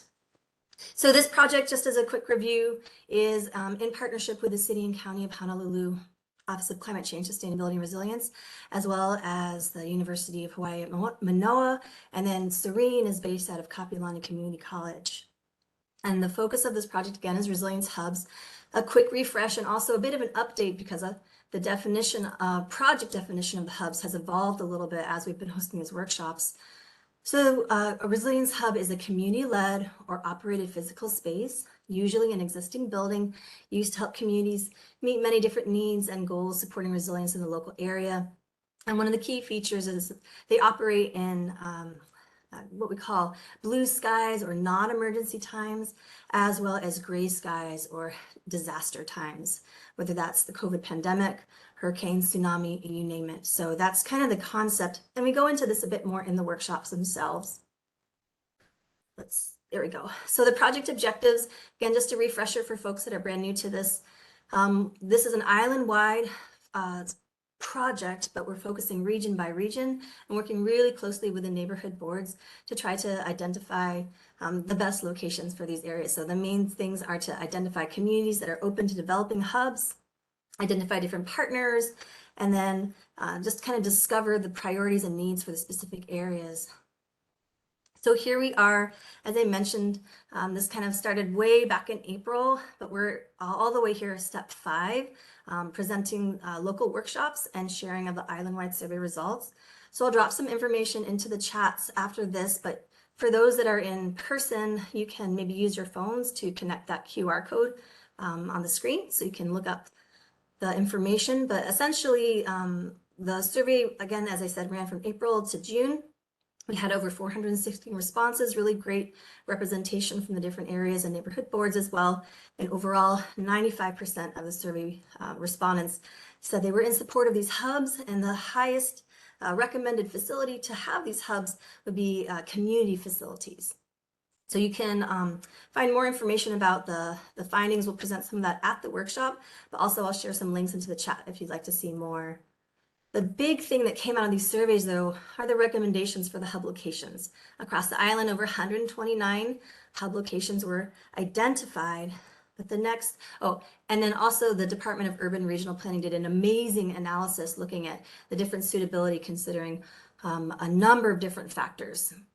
And we do kind of go through what these maps mean in detail at the community workshops, because part of the next piece is then taking these maps and taking these proposed locations to the specific communities themselves. And that's where Serene comes in. So and myself as the main person, along with my amazing team, working with our community partners to host these workshops.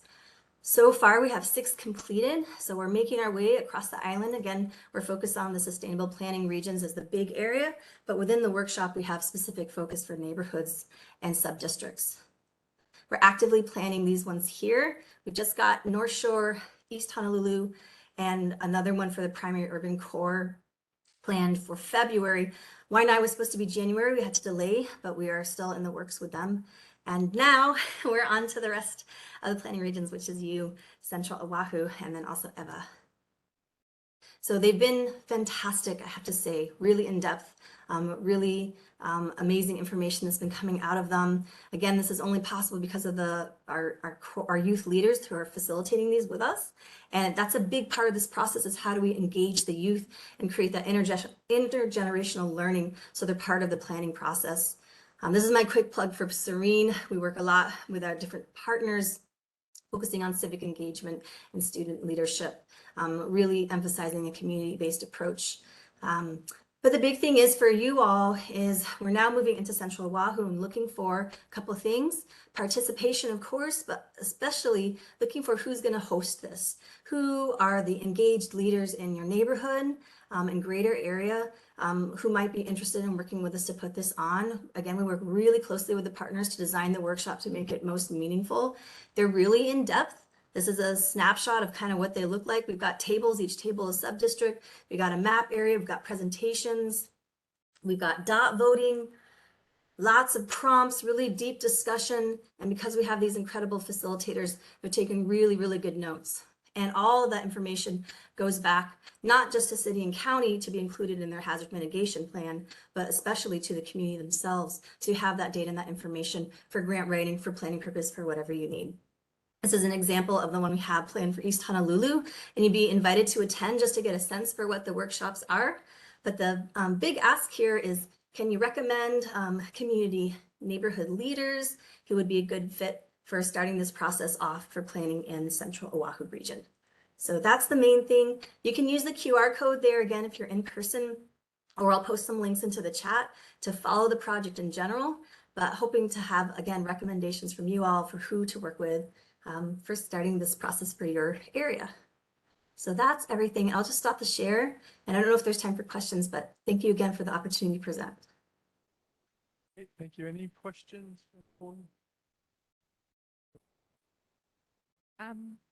Who's attending these workshops, or how's publicity being handled? If I heard the question correctly, who's attending the workshops? I missed the second part of the question.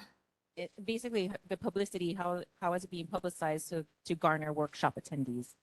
So the main way that we've been inviting participants is by relying on our host partners, and then also the neighborhood boards.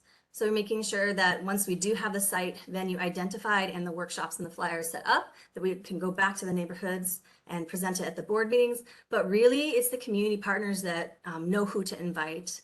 So that's been the biggest way. We have a list of people that we've been tracking that want to be invited. There's also been different promotions the city and county do, but really, it's the community partner that knows who should be in the room. So do you have any current nonprofits in this area that is servicing or is actively looking to be a host partner in our area, Central Oahu? So this is actually my first engagement. So if you have recommendations for who we should start with, that's the beginning. So a big part of this is kind of piece by piece, trying to learn who the people are that are the main actors, I guess, in the region, whether it's nonprofit, private, or just even informal community groups. I'm just, I guess I'm a little frustrated and confused. We've been doing homelessness, we've been doing counts, we've been doing all of these things for years. They're established organizations within our communities. It should be brought through to, I feel like we're trying to do the same thing over, just a different color crayon with it. And I apologize, it's not your fault. I'm glad somebody's doing something, trying to re-stimulate, but it feels like the same questions, the same workshops, the same, let's try this again, but it's being done and it is happening. I'm more concerned that you don't have more of a connection to the organizations and the individuals that are already in our communities doing this work. Legislatively as well, I mean, you have several different programs in our area. Your contact information is in here. I'll reach out to you, but I think it would behoove you to look at what has already been done in each area that you're going to and connecting with those churches, organizations, shelters, or what have you, to stimulate from inside, because they have been fighting the fight on the ground for a very long time. And I know that because I've been next to them. And so it's always nice to have fresh blood and fresh ideas, but I think tying into what's already existing would be very helpful for your program. That's absolutely, that's the goal. The initial point of contact that we determined, though, was the neighborhood boards. So that's just why we're starting here, because we know that the people that are coming to these meetings have those lists of the churches and the organizations and the partners that we should be connecting with. So they're definitely being included. And so if you have suggestions, would love to talk to you more about that. But that's just kind of the original design, was to focus on neighborhood boards first and then kind of make the way out from there. Just so you know, in the Central Oahu area, Achieve Zero has been an active player in this specific area. I think sometimes the neighborhood board gets confused with being the telephone directory and the go-to, no-to, all of. For those of us that have the information, yes, that's great, but I don't want you to, I guess what I'm saying is I don't want you to think that we're the stop, we're the pit stop place and you left it here so everyone in the community will know about it, because as you can see, most neighborhood board meetings, we have maybe a dozen people at the most from within the community active on board. So I just want to encourage you to put your feelers out, especially if you have interns or students that are hungry to do it. They can Google it, they can look online. There's a lot of resources online, including the city programs as well in state. We have been slowly building a directory by location of all of the organizations and churches. So we have that list. So that's something that we can draw from. We've also been working with the Cross Island Community Resilience Network. We have a couple other partners too that working more region level that then zoom in. But thank you for that. And that's something that we've learned, is every region is absolutely different. And who our main point of contact is and how we find it has been an interesting process, I can say the least. Any other questions? I would propose to you that even within Central Oahu is a span from Oahu all the way up parts of the north. So within a region, especially one as large as Central Oahu, you're gonna have, it's gonna be a challenge, but you gotta reach out and start something. It's your first step, and that's good. Board members will want to part of your group. Point them. Thank you for coming tonight, and hopefully we'll have future discussions in the. Thank you so much. Yeah, we'll make sure that we persevere and connect with all the people that we need to be connecting, churches, nonprofits, as much as we can, and relying on your help to help us get there. So thank you so much. Okay, thank you. Okay, moving on to approval of our November 15th 2022 regular board minutes. We have any comments or corrections regarding the minutes? Seeing none, any objections to adopting the minute? No objections and extensions. Seeing none, the minutes have been adopted by unanimous consent. Moving on to reports. Report. Education. Shelby, are you still on? Yes. So Go for ahead. Mililani Mauka Elementary School, last December they had a fundraiser. Their PTO works hard all year round, so they partnered with Minted.com. So they provide personalized gifts and cards. And for Mililani EK Elementary School, on January 6th, they had a dream night. So it was hosted by Mililani High School. And what it was is like a leadership training for all of their student council members. So their student council got to go to that. And then on January 19th, so this week, their fifth graders will be visiting Mililani Middle School to help ease their transition for next year. Thank you. Okay, thank you. Steve, can you summarize?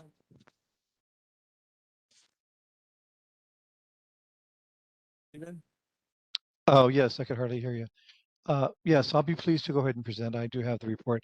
I did email the report to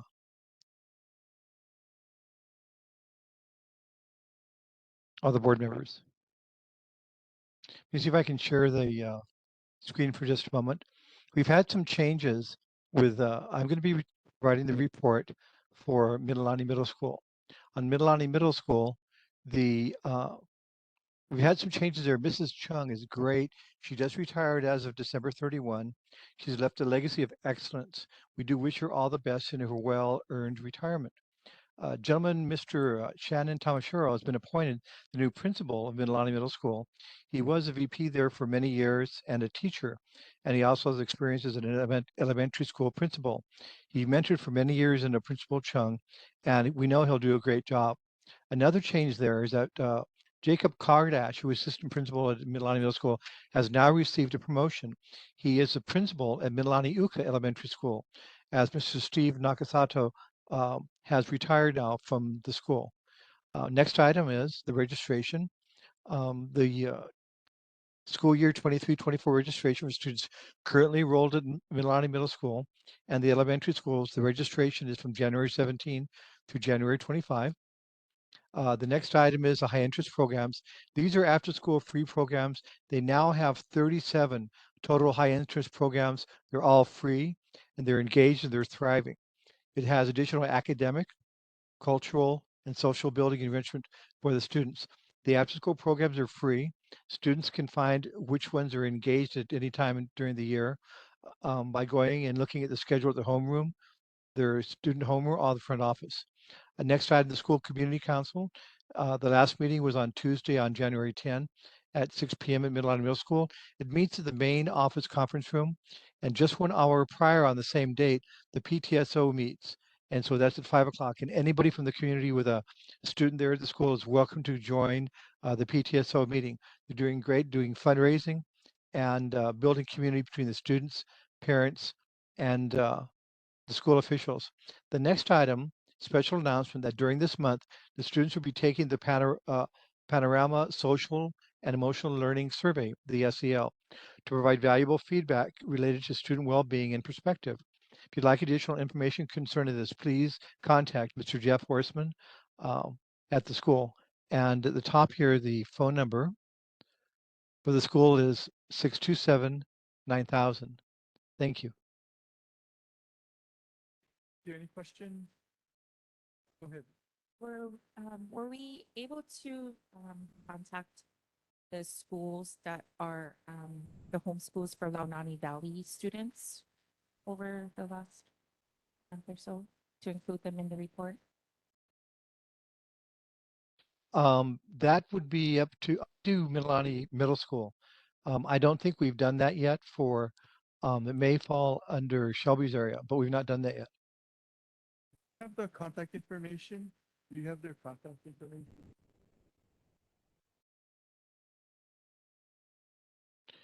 Yeah, are you talking about Wheeler? Wheeler's outside of our And district. they are Launani Valley. That's where the students go. They do not go to Mililani High School. They graduate from Lelahua High School. They attend Waihoa Middle School and Wheeler. You may want to contact Central District to confirm who the point of contacts would be. I live in Launani Valley. That's where the students go to school. Yeah, but is those schools in our district? Yes, Launani Valley is a part of the district that our Stephen, I neighborhood think our board. point is that the residents are in the district, so they're Yeah, not the school. The residents are, because I used to have a house there. I love it there. It's a great location. So by virtue that we do have constituents in that area, you'd like to hear the reports from the school. Is that correct? yes. We can do that. Thank you.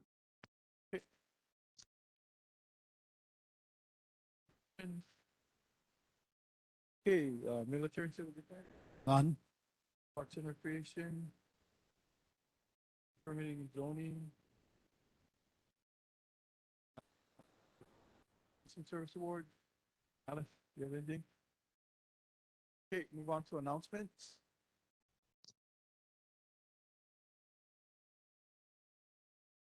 So we do have our registration open right now for the next neighborhood term.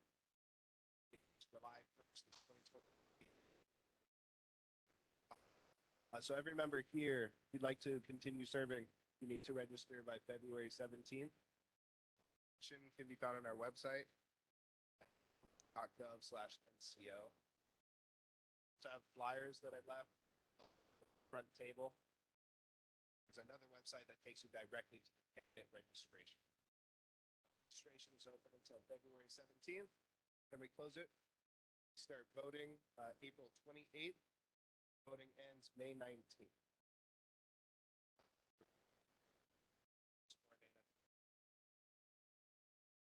That's all I have. Okay, open to members of the public. District, but you can. Dylan, how is voting going to be done? Online. Fine? Yeah. So you emailed the poll or something? Yes. Yeah, I joined NCO right when we started the last term selection. Person voting location at Kapolei Hale, but very few people showed up for that. I think the only place we'll have is Kapolama Hale in town, which is 5% people. Sorry, online voting. All right, any other announcements as you? Okay. Hearing none, our next regular board meeting will be held here on February 21st at 7 p.m. Thank you very much. This meeting is.